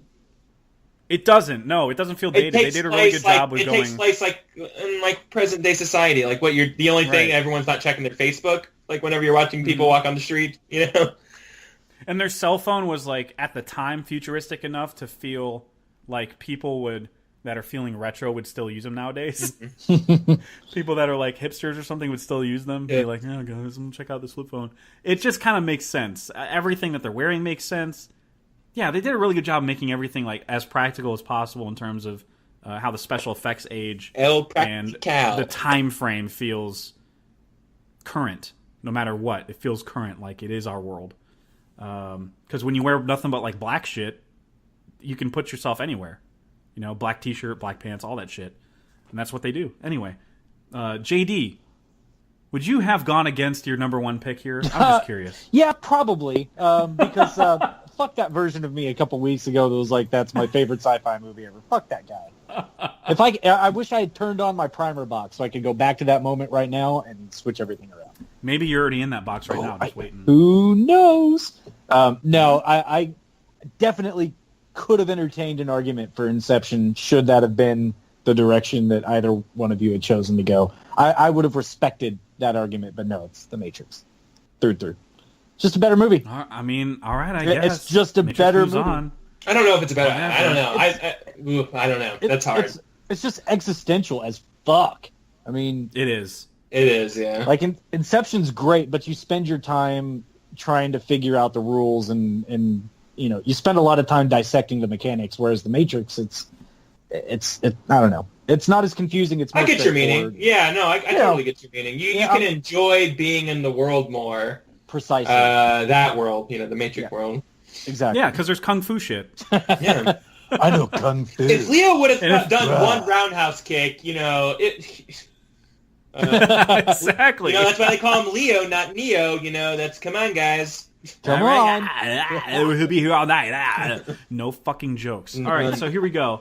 Next matchup is Battle of the New Age sci-fi, I guess. Interstellar versus Ex Machina. Oh, fuck. And you. JD, you have all the luck in the world, sir, of going Murph. first.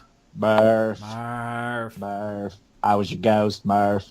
That was your ghost. That's a scene from the movie. Lloyd.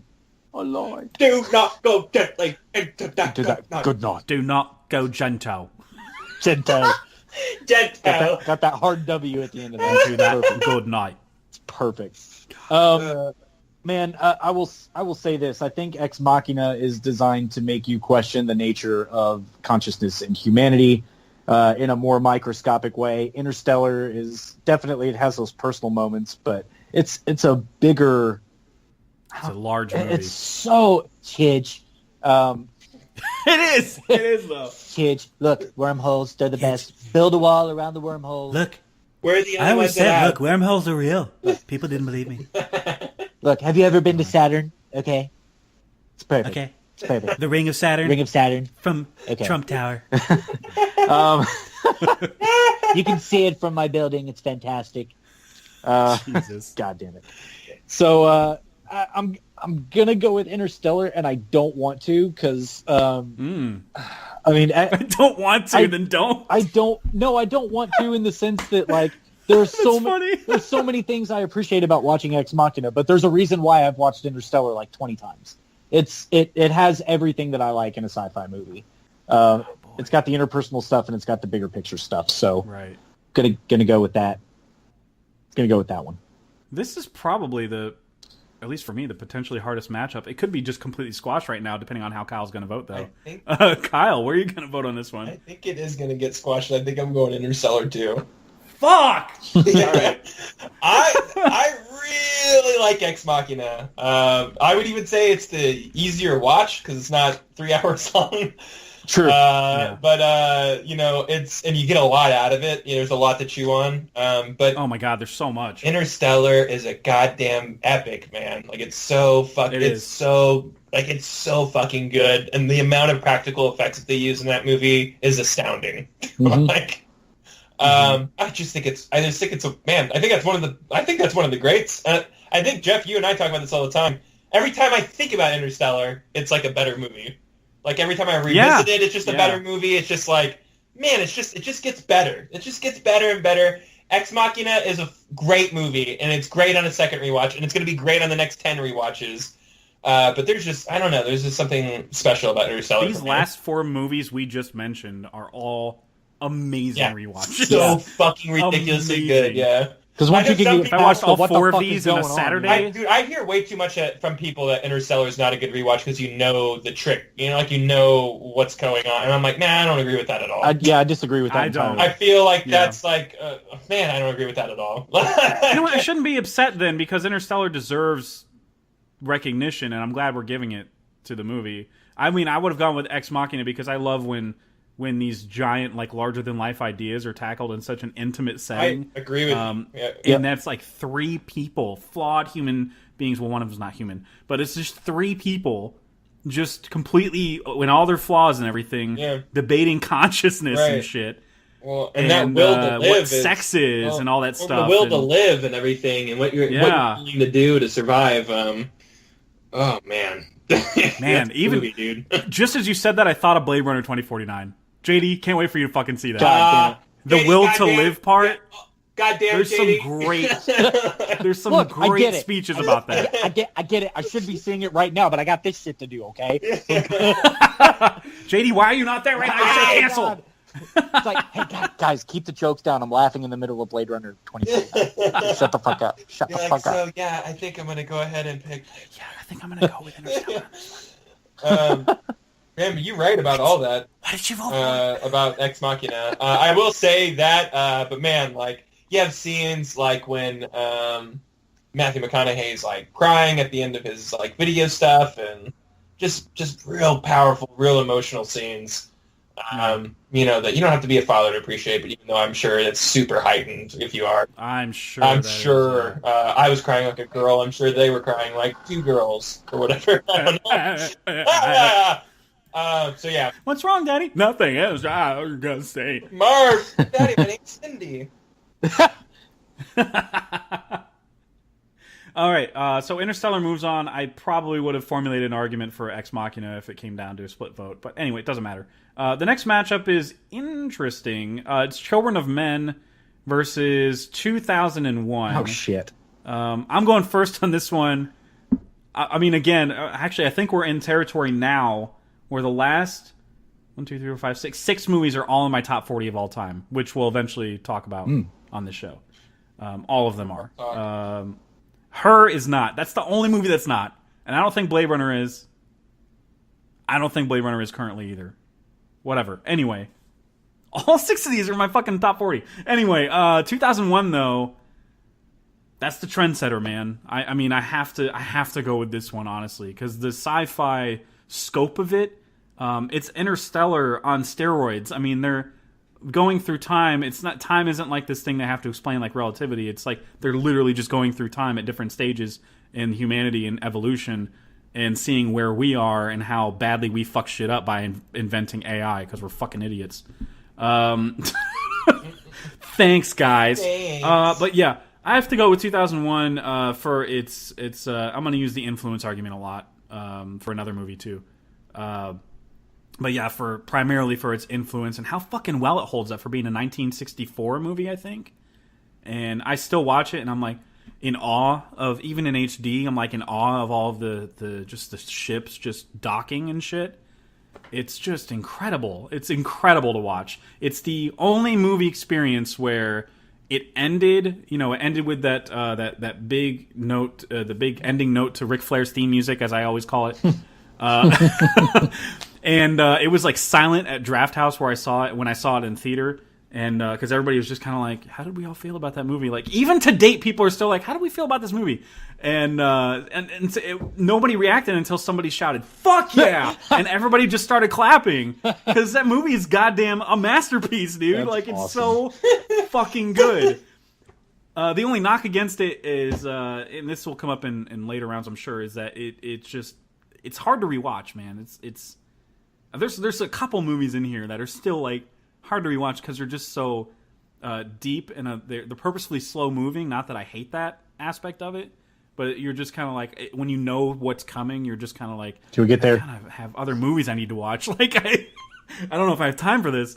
It's fantastic though. Great. It's so great all the way around. I'm gonna have to go 2001, obviously, for me. JD. Where would you Whew. go on this one, man? Well, I don't know, man. Well, it's the big I mean, show. Sorry. Save it for the Wrestlers podcast. We're going to do it. We will. By the way, I'm timing that around WrestleMania, so Oh. it's relevant. Oh, cool. All right. Yeah. Awesome. Oh, hell yeah. There's Stone Cold again. How you doing, Stone Cold? I like how he just like hangs left out at Jeff's house. For like Great 2 game seconds slap, at a right. time. And All then he's right, gone. all right, I'm getting out of here. It's the weirdest thing. Got beers to drink and to drive home. You do that, Stone Cold. Man, I'm gonna struggle with this one because Children of Men is an absolute favorite of mine, and I did have it ranked higher on my list. Whether that was the right choice or not, that was impulsive, probably. I don't think I can vote against 2001 in this one, just because it is kind of like you said. We wouldn't have any of these movies without that one. I think Interstellar mirrors it the most, just because of the scope of it. It goes in a totally different direction. It's definitely more hopeful, and Space Odyssey is more of a downward dissension, if you will, Kind of of, humanity-ish. But it ends on a note of Yeah. of possible hope, but it's still very ambiguous. You can take it a lot of different ways. Right. Up until they did a sequel that Kubrick didn't want at all. Did that actually happen? Yeah, 2010. Oh, The man. year we make contact. That's the name of it. I'm glad. Immediately, I watched that the I 5 don't minutes know of it, that and that immediately exists. they talked about. Immediately they talked about Hal's malfunctioning in the first 5 minutes, so they explained that, and I'm like, oh, well, I didn't want to know any of that, so I turned off the movie. Yeah, I that's just I was so upset. was so so needless. scared that Blade Runner was going to do that. You know what I mean? Just like it's going to Right, come out yeah. and just be like, you answered all the wrong things. I didn't want to know the answers to any of that stuff. And instead, all they gave you was more questions. Yeah. You It's fuckers. fucking great. That's what sci-fi's supposed to do.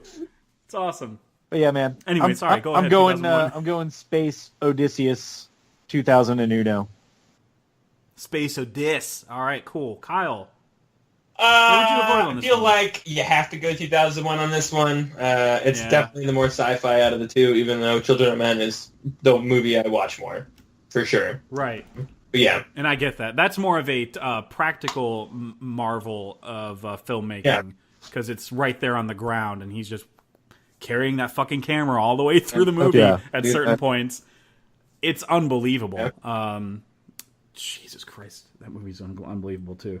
But yeah, 2001, man. Jesus, it's long. Buckle in or up, depending on how you buckle. If you like your buckles up, Buckle. that's fine. You know, as many buckles as you can get. Don't want to assume your Exactly. buckling technique. Right? Did you just assume my buckling technique? Oh boy. Anyway, Clickety-clack of the buckles. the clickety clack of the buckles. All right, here we go. Next matchup. 2001 moves on. If that wasn't obvious, that's kind of a more obvious matchup. I think this one is a little bit too, honestly. We have Her versus Blade Runner. What? Blade Run Her. Blade Runner. All right. Uh, Is she a replicant? I don't know. What a fucker. All right, so that's the worst. It was a dude, bro, not me. Rachel! I shouldn't make. You know what? Sorry, guys. I'm trying to make you laugh. I shouldn't do that. Yeah, I'm you're trying going to to- just be funny in myself. I shouldn't do that. Sorry. Anyway, in this matchup, we have. Oh, Kyle starts first. Blade Runner versus Her. This is Yeah. obnoxious, I tell you. I mean, What an inconvenience. yeah, right. Yeah, Her's a fucking amazing. You know, like you're gonna get a lot of emotional mileage out of that movie. But Blade Runner is one of the most influential sci-fi movies to ever exist. So it's just like, I mean, I feel like I'm gonna have to save a lot more for Blade Runner in the coming rounds, if it even gets chosen here. But I'm gonna go Blade Runner. What a shock. I am utterly taken aback by this vote. I don't know how I'm going to vote in this one other than the fact that Blade Runner exists. So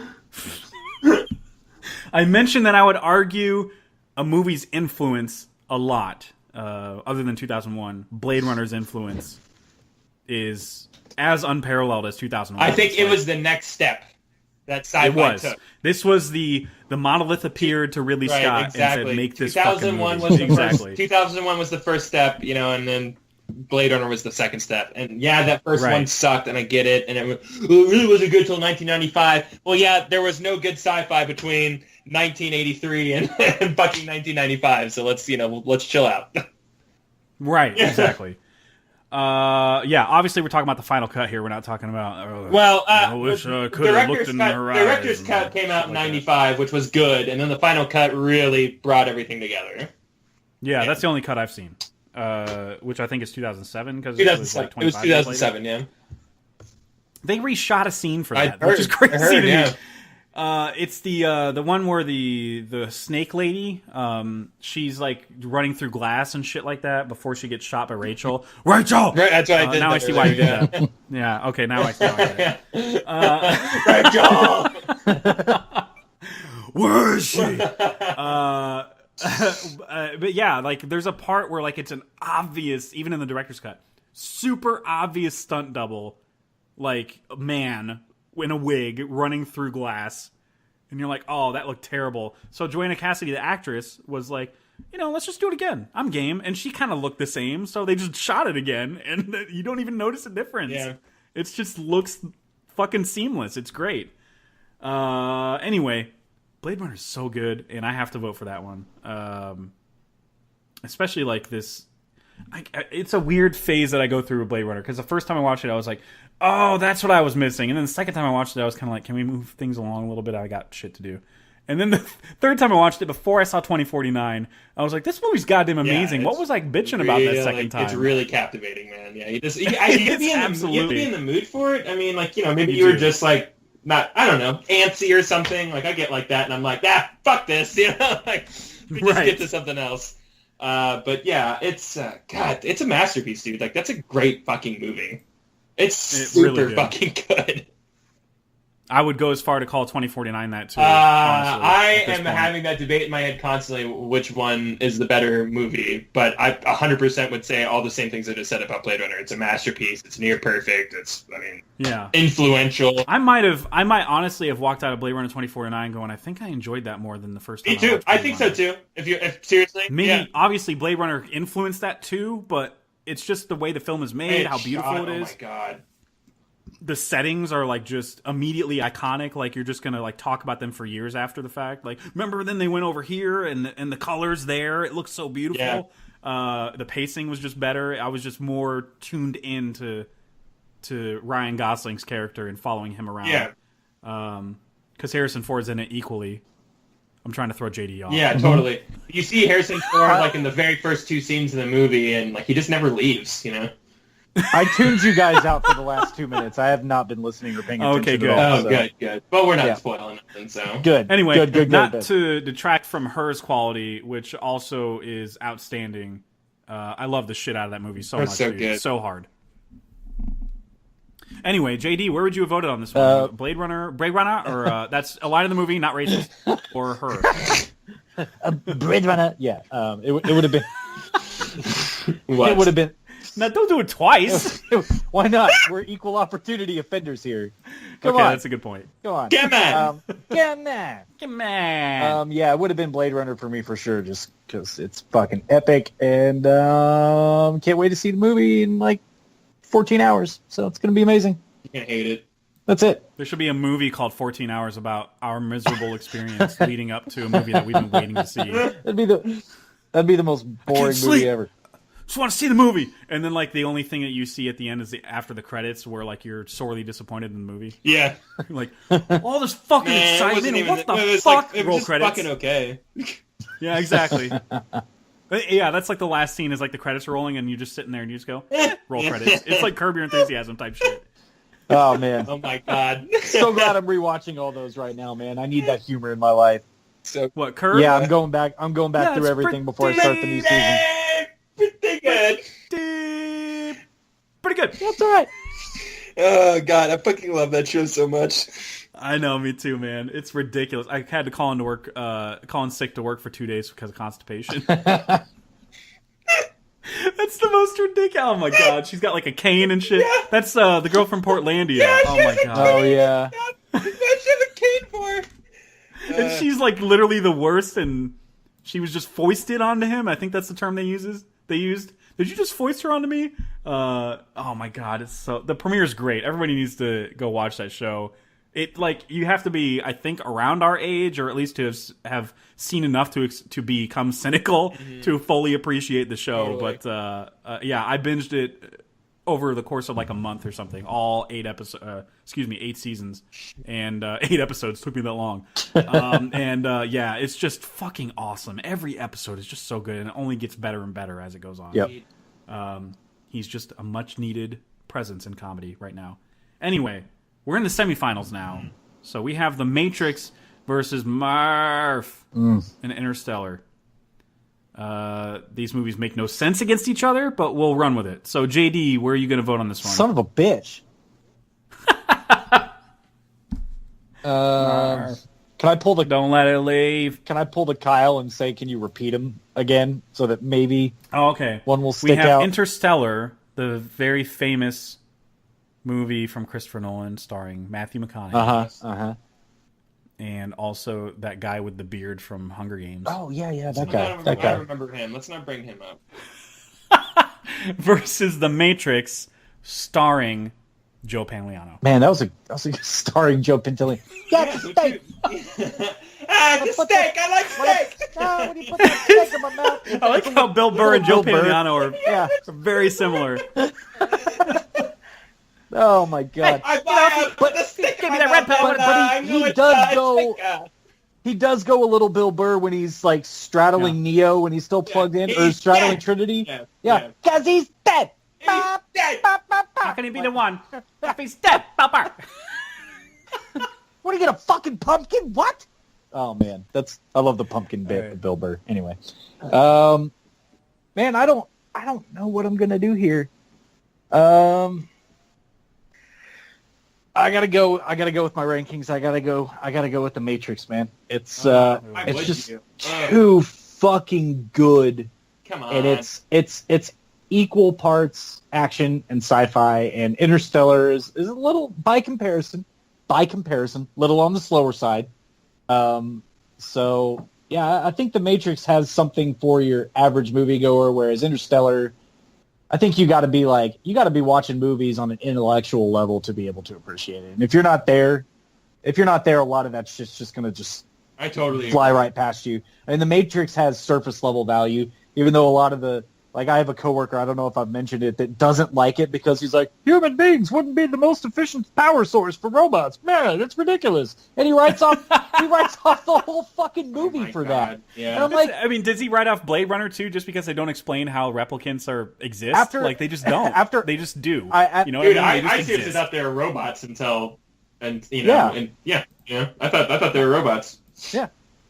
No, I'm not going to ask him about his opinion on Blade Runner, because once you spew that bullshit out about The Matrix, I'm like, I'm done. You're like, oh, you just don't like sci-fi. I can't take. No, and he does like sci-fi. It's just he's one of those. Oh, please. He's one of those people. No, he doesn't. I'm telling you, he claims to. Yeah. What's your favorite sci-fi?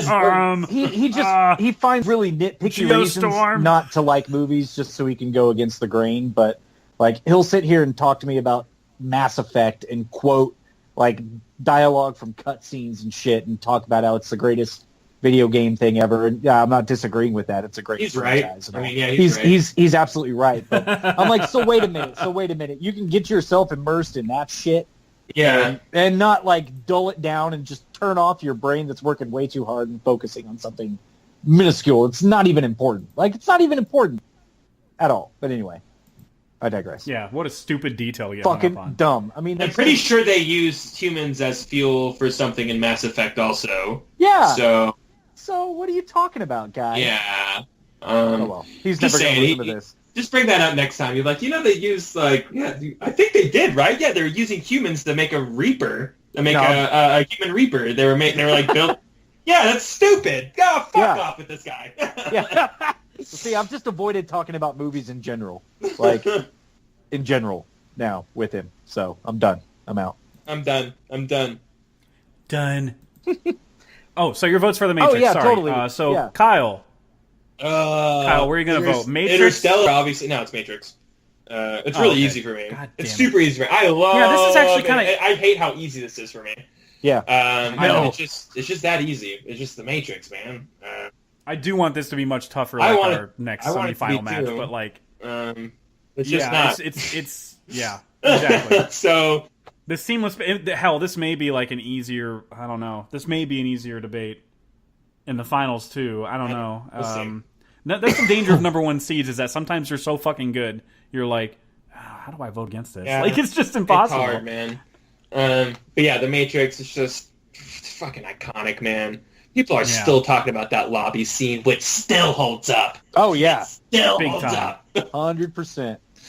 You know why this movie holds up more than the sequels for a lot of people? I mean, it's easy to identify visually, like because they go full on CG fuckfest, as our favorite terminology is, in certain parts of the sequels and stuff. And in this one, they're like, you know what? Let's do bullet time for real. They suspended Keanu on wires and shit, and they had like just 500 fucking cameras just around him that were just taking pictures of him. So it actually, it was like an actual camera. Or I might be mistaken. I think by the sequels, they actually had, at least by the sequels, they had a camera that was able to just pivot and do that, so like they can capture Trinity's little crane kick. Cool. And the camera just pivots and captures it that way. Yeah. I think early on, though, it was like several hundred cameras capturing bullet time. Yeah. But they just did everything practically. The lobby, they legitimately destroyed all those pillars every time they did a take. They did it for real, and then they had to rebuild the fucking pillars. It took like 6 hours every take. Jesus. It's fucking crazy. So, God, there's so much working in Matrix's favor. Interstellar has a lot of practicality for a space movie. It does. Because, Man. the way he used miniatures hadn't been done in a while for space movies, where, like, it's just obviously CG in certain movies around that time. Well, it's still our time. But around that time of sci-fi space movies, whatever. Anyway, you get what I'm saying. The point is that he tried to go as practical as possible whenever he could. Even in that environment where Dr. Mann, or whatever his name was, ended up living, they went to like a real place that has like shitty black rocks everywhere. And just filmed there. And they're like, well, this is our planet. And everything else around him that's like kind of like this frozen clouds, or like obviously CG'd in, but all like the black rocks that they're walking on and stuff, all that shit's legit. Yeah. And that's what's crazy about that movie is like, we're going to go find real places we can do this shit at. It's unbelievable, dude. Sorry for ranting. Anyway, I would have voted Matrix 2. Good. No doubt it. So, next matchup, everybody here owes me a debit. And we have, that is an answer to this matchup. It's Blade Runner versus 2001. Because I don't know how to say 2000. Blade Runner. Blade Runner, got your Blade Runner. Blade Runner. Jesus Christ. This is a tougher one that I was thinking of. Yes. Like, oh yeah, a tough matchup. It's gonna be all tough all the way through. And Interstellar versus Matrix, there's too much of a disparity in my personal. Yeah. Same here. Anyway, I'm first in this round, and this is incredibly difficult because of how much my appreciation is still consistently growing for Blade Runner. Not that we should consider the entire franchise and the sequel for this argument. We're arguing the one movie ultimately, I guess. But whatever you got to do to sway you, man. This is really fucking difficult. I don't want to go against Kubrick. I don't want to. I And I don't want also to go don't- last. That's that's what my issue is.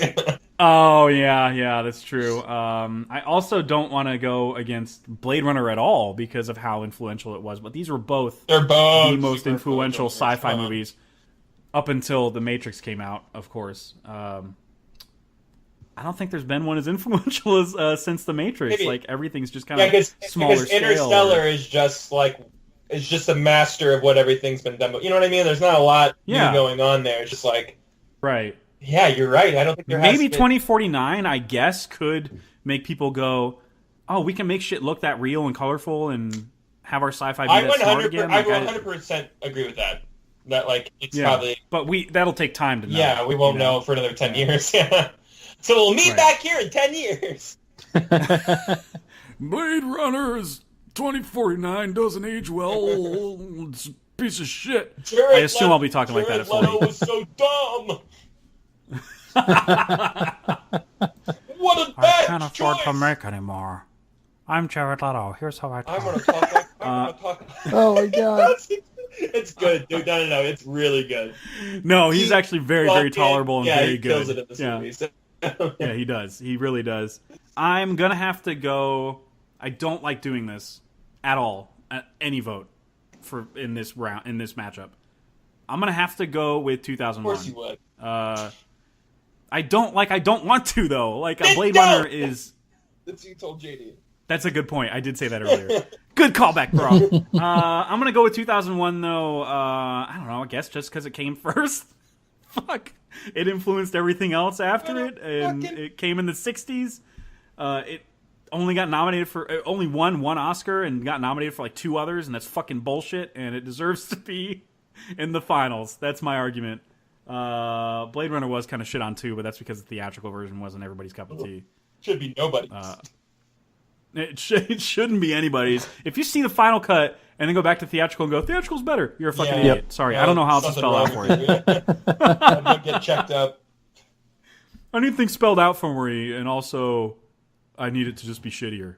Oh, okay. So Transformers is just getting better for you then. Okay, perfect. All right.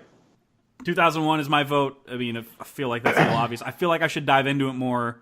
I don't know. I just feel like it's just more on an epic scale. I respond to that more. If you want to talk about practical shit, there's a lot of CG in Blade Runner. Good looking, still holds up.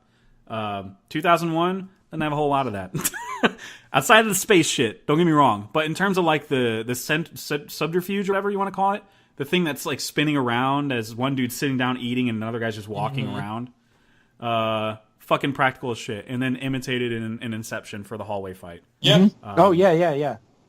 Brilliant shit. Definitely. It's unbelievable like that all the interiors were like just created in a studio lot somewhere. So fucking cool. Anyway, that's my vote. So JD, where are you gonna go? Man, where are you gonna go, man? Where am I gonna go? Well, I have 3 paths in front of me. You're gonna go to space or shitty LA? The way I see it. What the fuck? Shitty LA. Why put it like that? Because it is shitty. Everything sucks on Earth. I have one answer for you. In Blade Runner. I have an answer for you. I don't think I'm gonna go to LA anymore. It's a John Mayer joke, Kyle. God damn it! Fucking Way to alienate. There's no crossover. Oh man. Okay, I can go with my favorite here, and if I'm going with my personal favorite, maybe now probably Blade Runner. If I go with Legacy and all that shit, it's 2001: Space Odyssey. Or I can just go with I want to hear Kyle's choice and go. You with know what Blade my Runner. choice is. You just choose right. Oh man. Oh, so this is like a reverse fucking. Yeah, no, I'm getting fucked again. I can feel it. Oh my god. All right, I gotta go with 2001. Oh, fucking! Oh my Are you god! kidding Fuck. me? You're getting fucked. I literally did not. Oh I didn't my see that God. coming. I was just. Oh wow! I mean, during Star Wars. Okay, here's my argument. I can't say in the last round, like, I can't just write a movie off like, oh, this one created it, and then just like dump it the next round. Can't do that. But I mean, seriously, objectively though, I mean, we wouldn't be here if it wasn't for that fucking movie. And I know we wouldn't be here if it wasn't for Blade Runner equally. But yeah, it's just the epic nature of 2001.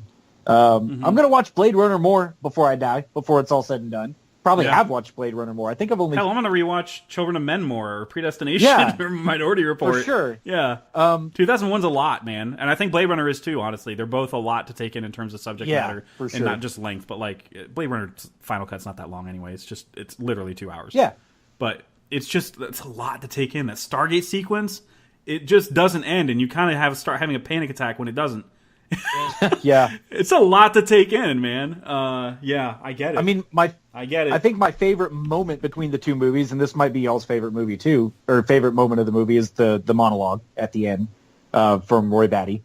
I mean, that's just Blade Runner. That's just absolutely epic shit. 100% made up shit. Yeah. Oh my god. But yeah, I'm gonna go with objectivity here. It's got to be 2001. It squeaked past Blade Runner in my list for that reason, so I'm gonna stick with that. I'm gonna stick with my logic. God damn it. Sorry, dude. I wanted to. Well, I mean, no, it's just the finals are fucking impossible. I know. All right. But I wanted to go with Blade Runner so hard. Like, I wanted to. I couldn't. I couldn't. This is a man's job after all. So it is. Oh my god! Don't you dare quote that at Kyle. No, I would have gone. After you open that wound. No, I would have gone 2001 too. No, I'm kidding. Actually, I would have gone backtracked and gone Children of Men because it still deserves to be in this conversation. God damn it! Uh, I'm sorry, man. No, I'm sorry. Both y'all had amazing points. What can I say? Those are the two of the toughest movies to fight each other in this entire thing. Honestly, Yeah. the finals are really difficult, but I mean, just in terms of, I don't know, those two offer so much in terms of not just like visuals, but yes, visuals, absolutely visuals, but the concept and the content of it, like how deep everything and complex and layered everything you see is. There's no simple characters in either of those movies. It's crazy. Yeah. But now we have the dreaded finals. Before we get to that, a word from our sponsor. No, I'm just kidding. We don't do that. So we have 2001. People probably legitimately thought, "Oh, I'm gonna have to fast forward." Can we use the abstract concept of seriousness as our sponsor? Since this episode was definitely brought. This episode is brought to you by seriousness. Yeah. Don't laugh. Like it's that. not funny. Fuck you. We're serious. Great. All right. Here we go. 2001 versus The Matrix. And here to vote first is Kyle. Take it away. Wow. God damn. This murderer, 2001. Leaving a trail of dead movies in its wake. Well, that's how you get to be the champion. You leave a lot of dead things in your wake. Jeez. Oh, jeez. Oh, crap. You know, one of these takes place in space.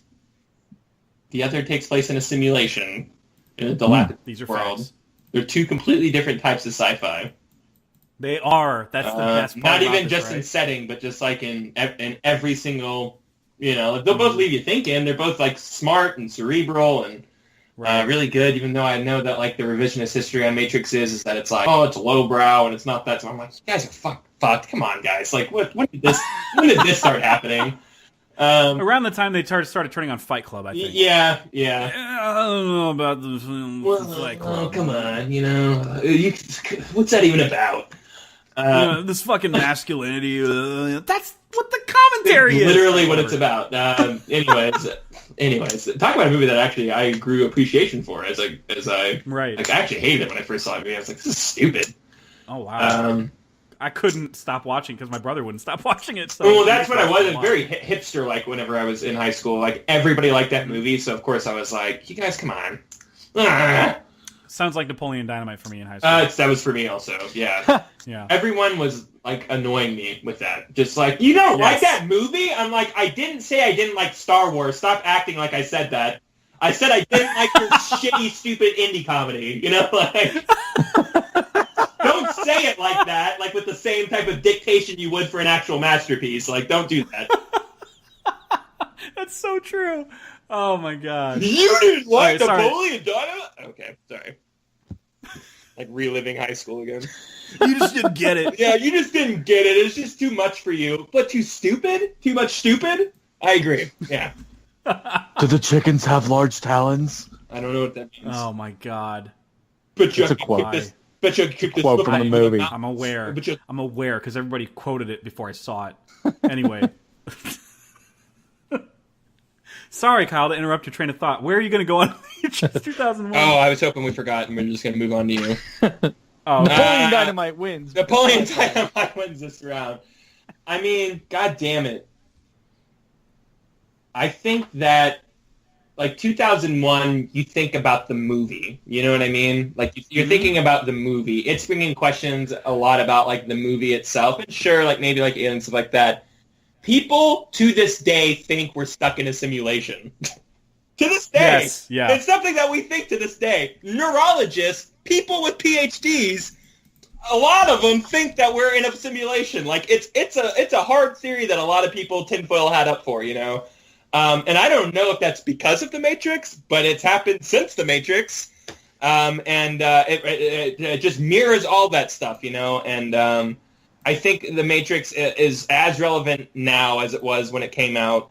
just about battling against the system and everything like that. Not breaking away from the norm and just like carving your own path. It's got the hero's tale of destiny. It checks off a lot of boxes.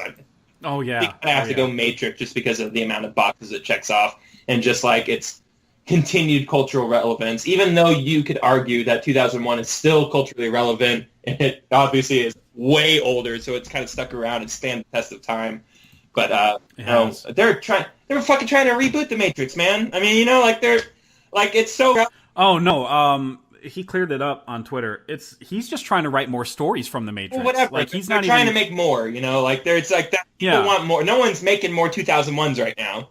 No, nor should they learned their lesson. Nor should they. Yeah, but they learned their lesson. They were like, oh, they saw the book 2010, and there's more books actually. Yeah. Than 2010. There's like 2014. Well, anyway, the books. And they're not doing that because they look back at 2001 and they're like, the best part about that movie is the fucking ambiguity. Yeah. Don't touch it. Yeah. Do not touch it. It. One could say the same for Blade Runner, but at the same time, that was a world, though. 2001 isn't a world. It's everything over space and time. So you can't just revisit the world of 2001 like you can with Blade Runner. Anyway, right. I'm still on that shit. Sorry. So were you gonna vote Matrix? Yeah. Oh, I mean. Yeah, that's what I'm going with. Matrix, yeah. All right. Well, shit. I'm next. So here we go. Yeah. And ready? Here's my vote. In 3, 2, 2.5, I went up. So, this is exceedingly difficult. 2001 ended up being my number one, but I mean, it's rewatches make you reassess things. Let me just say that. That's for damn sure. The Matrix has the watchability factor. That's for fucking sure. Not that you want your sci-fi to always be watchable. You want it to be challenging. Yeah, totally. But guess what? Matrix checks off that box too. Because I'm still thinking about shit in that movie. Yeah. I'm still thinking about the imagery of the fields are just iconic. Of the fields of bodies and shit that are plugged into the Matrix. Mm-hmm. I just think it's like a thing straight out of a fucking nightmare, dude. It's so goddamn vivid. It's crazy. Oh my god. Anyway, there's so much happening in the Matrix, and there's a lot happening in 2001 too. But you can kind of wrap your, not that it being easier to understand, it should be like a point towards the Matrix, I guess. But you can kind of wrap your brain around it more. It doesn't feel as alienating, because 2001 can do that sometimes, especially during the Stargate sequence. Yeah. Where you're like, just fucking do something else. What are you doing? Go to a different scene. And then the entire ending is just super fucking confusing. Yeah. I mean, obviously we've had decades to analyze this and watch videos, so we know more chunks of what happened at the end of 2001. But the point is that The Matrix is one of the most satisfying endings of all time. Like, I still get fucking chills. No, wait. Okay, no, one of. I was going to say, I don't know if it's better than Whiplash or not, because that ending is goddamn phenomenal. But the ending, though, when he stops the fucking bullets with his hands, yeah, and out of curiosity picks it up, and he's like, did I just fucking stop those? Yeah, I did. Drops it, and they all fall down. Yep. And the music swell. I get fucking chills every time. Totally. And I've seen this movie sometimes 5 times a fucking year since it came out. You know what I mean? Like, on average, 5 times a year. So, the fact that this movie can still do that for me, I have to give it to The Matrix, man. It's a sweep. Nice. It's a sweep. And I'm sure JD's a little bit happy about it, too, because, that's his number one. Yeah, that's his baby. Just a bit, but I was going to go for 2001 because I'm really swayed by that whole battery argument. I mean, fuck that movie. God. Like, I started thinking about it. Humans I'm like, wouldn't be enough. Fucking guy is right. He's been right all along. They couldn't power machines with humans plugged. It just doesn't make sense. It doesn't make sense. He turns into Bill Burr. If you chose a battery, I'd tell you to shove that Duracell right up your ass. Yeah, Right. fucking copper top. Copper top is a great insult to Neo, by the way. It is. That is so. I didn't get it until my 10th viewing I because I was know. a kid, obviously. Yeah, it's great. Like when your dad, my dad explained it to me. He explained a lot of this movie to me. What? Which movie? My dad explained it because it's his favorite movie of all time. What, The Matrix? Unquestionably. Yes. Good for your dad. So we talked about it a lot, like on many car rides to my high school when he would drive me and stuff. And yeah, he was like, yeah, Copper Top. He called me Copper Top once, and I was like, what the fuck are you talking about? And he's like, yeah, it's in the Matrix. And I was like, all right. Like, I still didn't get the context of that. That's the thing with the movie. It's so many layers of just its own language and man, you're so things you have to decipher. And it's kind of a throwaway insult. Like, they move on from it really quick because it's right as he gets in the car in the rain. She keeps going. Yeah, she's just like, they're me, pulling the Copper worm Top. out of him. Yeah, so it's like you move past it easily. Right.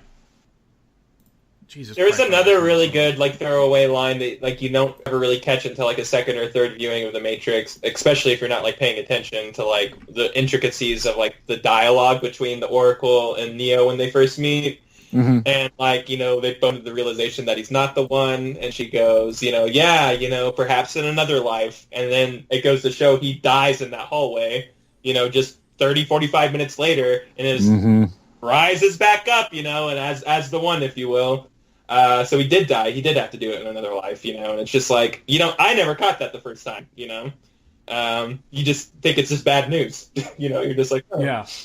And the movie's just filled with stuff like that. And all the Oracle stuff is awesome. What's really going to bake your noodle is would you have broken it if I said anything? You know? I'm like, God damn it! And when I saw this movie in theaters, it was 1999. Obviously, I'm not getting it at that point.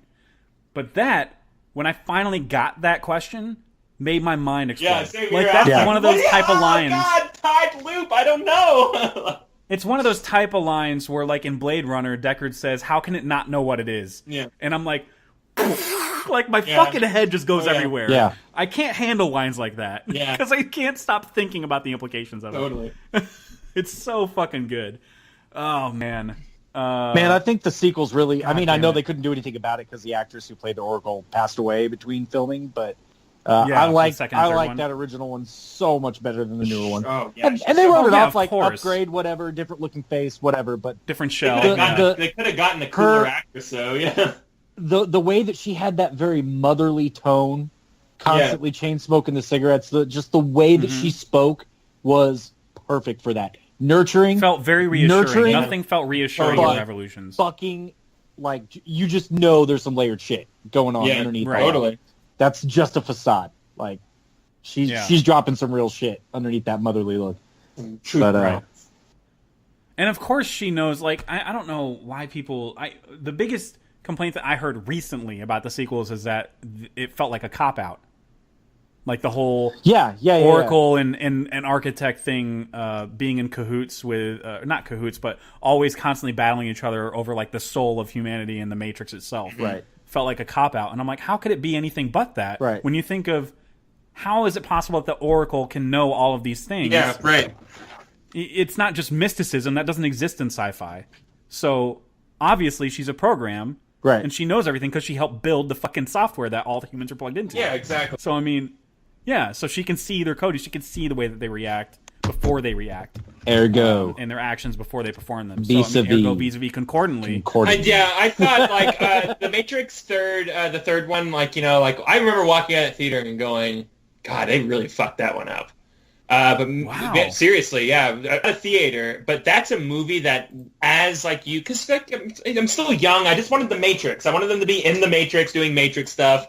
And they were not a lot of that movie. Yeah, not doing whatever the hell they're doing in that movie. But the thing is that's such a fucking good sci-fi movie. Like, just all the little beats that they hit in that movie are so quintessential sci-fi that, like, that the whole trilogy would fall apart if it didn't end that way, if it didn't carry through the way it did that entire movie. And there's just a lot of fucking memorable moments, man. There's just so many great moments in that movie, dialogue moments specifically. It really gets a bad rap, that third movie. It really does. And I think it's like you bring in too much of what you want and you don't get that, and you lash out at the movie because of it. That's at least how I kind of did it whenever I first walked out of the movie. But to this day, like, I'll die on the hill defending the whole trilogy as one of the greatest sci-fi trilogies to ever exist, you know? Yeah, I mean, me too, absolutely. If we did a trilogies bracket, which would just be very trilogy, not tough, just sci-fi, ones. just trilogies in general, yeah. Yeah, I would absolutely put Matrix at the top because I've watched it so fucking much. Sorry, Lord of the Rings, I know that's renowned as, like, the best trilogy by more saner people. Star Wars, man. The first of course, the Star first Wars. three. The pre, You know, 1, 2, and 3. Obviously, Yeah. right. And then Rogue One, squeeze that in there. Do people really think Lord of the Rings is better than Star Wars? Like, is that what the masses think now? Yeah, they think like they're just. I mean, Because there's a lot of Return of the Jedi haters because of the whole fucking Ewok thing. But people love So- the Ewoks. What? We do, but not a lot of people do. They're too cutesy. It's too cute. Oh. Like, they're going to hate the Oh, frogs boy. in the next movie. It's Those the little right. ones that you are. keep seeing. Yeah, they're going to really hate Oh them. yeah, the Ewoks are the equivalent of the programs that are created to love in revolutions. Oh, okay. Like, because when those people came in and they're like, we were created to love. That's when a lot of people jumped off the train, so to speak. Yes, I know, and on return viewing, that's one of my favorite parts. You know, I love exactly. I love the idea of programs sitting around talking about what love means to them. You know, Yeah. or what love means in general, not even just to them, but like what a non-living thing, how it reacts to what love. That's fucking brilliant. It's sci-fi. Yeah. That's Blade Runner did it, and it's amazing because they did it. Yeah, like, it's just, totally. I mean, I guess they did it. Whatever. I don't know. Did I spoil something? I don't even remember at this point. Now you did. Anyway, my point is that Rachel was created to feel. Yeah, Right? She was an Deckard experimental. loved Rachel, and Rachel did. Right. Love, I mean, no, you didn't spoil it. That's from Blade Runner. Like, you know, Oh, okay. Blade Runner Prime. Yeah, I was like, wait, did I spoil something from 2049? There's no way. Blade Runner Prime. That's a good name for the first one. Yeah. We should call it that. We should all call it that from now on. Right. But yeah, I think the Matrix being the winner kind of speaks for itself with how much of a tangent we're able to go on with that movie. I love that movie so much. I'm proud of our winner. Yeah, me too. I'm I know, absolutely proud of it. man, it's gonna be sacrilege for like so many people. Really, like The Matrix, your favorite sci-fi movie, but like I think, like I said, I think there's just a revisionist history on this movie. Like I think there is. Absolutely I think there that is. people have turned on this movie in the last 5 or 6 years for whatever reason. I think people do it quicker now, though. Like with La La Land. Yeah, like it was totally. like immediately. It was the It coolest got nominated movie for ever. awards, It was and the people coolest said, movie ever "Fuck for a this month," movie." and then 30 days later, everyone was like, "That movie's garbage." It's like, what? Yeah. What happened to all the love? And then before that, it was Fury Road going, "There's no plot. Yeah. Just driving. It's- No plot." Oh my God, I get a lot way too much. Oh, you Right, mean it's driving fucking in the stupid. desert, the movie? I'm like, well, they do a little more than that. A little bit more. I love. I was gonna say that the Matrix 2 had everything kind of working against it on paper in terms of. You know what? This is gonna be a sci-fi movie about a simulation, and guess what? We're all gonna do kung fu. That sounds fucking stupid. If you Yeah. tried to make that in the 70s, this would be like Yeah. a cult classic because it was terrible. Well, and that's the You know? thing. Like the Matrix exceeds its own boundaries because it revitalized martial arts in Western society again. There was a lull. Yeah. We weren't having a lot of it in the 90s, and it was kind of Not dead. on that level. It was no. kind of dead in the 80s, or was dying in the 80s, and it was dead by the 90s. Yeah, Enter the Dragon was the last one I remember seeing. Going, look at that fucking choreography. Yeah, I mean, everything else was like really corny and shitty, but like, Yeah. the Matrix really brought it back. So I mean, you could really put it up there with like one of the better martial arts movies too. For sure. Yeah. It's up there for me in action movies in terms of that. Without it, we Maybe wouldn't not. have gotten the raid too. I agree with that. I We mean, would not have the completely. raid if I'm And that absolutely shit put it back blew my in mind. the mainstream. Yeah. I can't wait to do action movies someday. I hope there's one monumental enough to come out next year where we can talk about action movies. Mad Max 'cause 2. there's- No, I don't know. Jack Ryan. trying to with think of one Jim that's They've been working Roberts. on it all along. That's where Tom Hardy's Maybe from. Mission Impossible 6, since they're more action movies, but I'm not sure about that one. I'm just not sure about that movie. That's the only thing. Yeah. Anyway, that's been our Tournament Champions podcast. You can find us now on Letterboxd, which is letterboxd.com. Our profile name is EoC Pod, and you can find all of our lists there now. So, hey, look for that shit. Also, I'm on Twitter at Jeff Whitty, Widdy. And Kyle is he's on sub-culture.com. You write sometimes and you stream. I do. Weekly, I think. do all at that stuff. sub_culture on Twitch. Yeah. And JD, we're bringing band back together. Yes, we're reuniting the band. we're doing it. for the Mayor podcast. We're doing it. I don't know if it's going to be regular, but we're doing it again. I'm excited. At least for one episode. So We got stay a- tuned for we that. got a Bigger lot my of shit podcast. to I talk guess. about, man. We do. He's tweeted a lot of gems, so I'm excited to talk about his tweets. All right, so that's it for this week, and I'm sorry if we were funny or tried to be, because heaven forbid you try some comedy in your life and you try to be yourself I'm on a podcast. deeply sorry for that. I apologize. And you know for what? My mom any of says that. this podcast is really funny, so Oh, that's good. you know. She's an unbiased audience member, Like, so I absolutely. am thrilled that she thinks So- that. My mom I'm doesn't just- like the word fuck, so she doesn't listen to this. Yeah, neither does mine. There was just a ploy, but you know. Gotcha. I know. Damn it! I feel like my mom. Oh, Bruce my has mom been- is like Captain America. She's language. Yeah. Kyle, Shoot, shucks. stop that. Shucksy doodle. So next arc, 2-episode arc we have in the spirit of Halloween, we're not going to go for the traditional scares, stabber movies. We're not going to do that. We're going to go most disturbing movies. The movies that are fucked up and keep you up that are in like we a horror just- class of their own. Did we decide we're not going to force each other to watch these movies, or we did we don't have to decide? go out of our way to watch movies that we missed. Like okay, yeah, like there's movies like out there that I searched for that I was like, oh, I haven't seen that. Yeah, not gonna watch that unless it's on y'all's list. Like I will try to force myself to watch it. It's gonna be impossible to do in a week's notice, maybe. it's but, going to be really. I've got rough. a really fucked up Yeah. week ahead of me because I guarantee you most of these entries I don't know if I've seen. So- yeah, you're gonna have a nightmare of it. And I'm going to want to, and it's going to be terrible. We'll send you. We should just send each other our lists on Facebook. Then, in that case, We can start now. so we can get started and paste them out. So Yeah. it's not like just a week long stuff of like people's penises getting chopped off and fed to dogs and shit. I think my formula is going to be one fucked up movie, 5 episodes of Curb Your Enthusiasm. okay. One I like fucked up that. movie. formula. That's a good 5 palate episodes cleanser. of Curb Your Enthusiasm. Yeah, that's a good that palate works. cleanser. That works That's for me. gonna That's work. about Love it. equal amount of time. I do have Yeah. Kyle's movies like already queued up in various streaming services. Don't watch and stuff. those. Don't watch any of those. I'm excited. What is it? Cannibal Holocaust? Cannibal Holocaust. Yeah. They That one... one- devour real animals in that, so have fun with that. Oh Jesus Christ! Haven't seen Hard Candy, even though I've been Oh, watching. yeah, it for a have long fun time. with that one, too. Yeah. Texas Chainsaw Massacre and Ichi the Killer. Haven't seen that either. Yeah, those are good. But of course, Ichi the Killer is fucking. What's that guy from Audition? The guy who did Audition. So of course it's gonna. To be really have some fucked up. disturbing- You're gonna do either see of a you have, girl get her nipples cut off by a pair of ice skates. Oh fuck off! So have fun with that. Did Takashi Miike. Yeah, Takashi Miike. Beat Takeshi. Did either of you put Old Boy on your list? I did. Old Boy's Sweet. probably gonna be on the lower end because it's just like the whole movie's Excuse to watch. disturbing. Finally. Yeah. It's not the whole movie's not disturbing. Oh, this is the first time you saw it? Yeah, I never got around to watching it when we talked about our villains. Fucking amazing, huh? That Yeah. hallway scene, right? Ugh. Man. Gotta Yeah, get there's in nothing on like that And movie, then but yeah, Josh there's elements Brolin, of it he that really... Wait, disturb we're me. talking about the Josh Brolin one, right? When Sam Jackson, wait, is he in that movie? I don't even remember now. I did watch it out of curiosity. And I was like, man, this It's the not... hallway turned into a warehouse. Listen, scene. yeah, It's just not exactly. good. It's not... Like, the movie is not awful, but it is... Yeah. It should not have called it that. Like, they just called it Right. something else, yeah.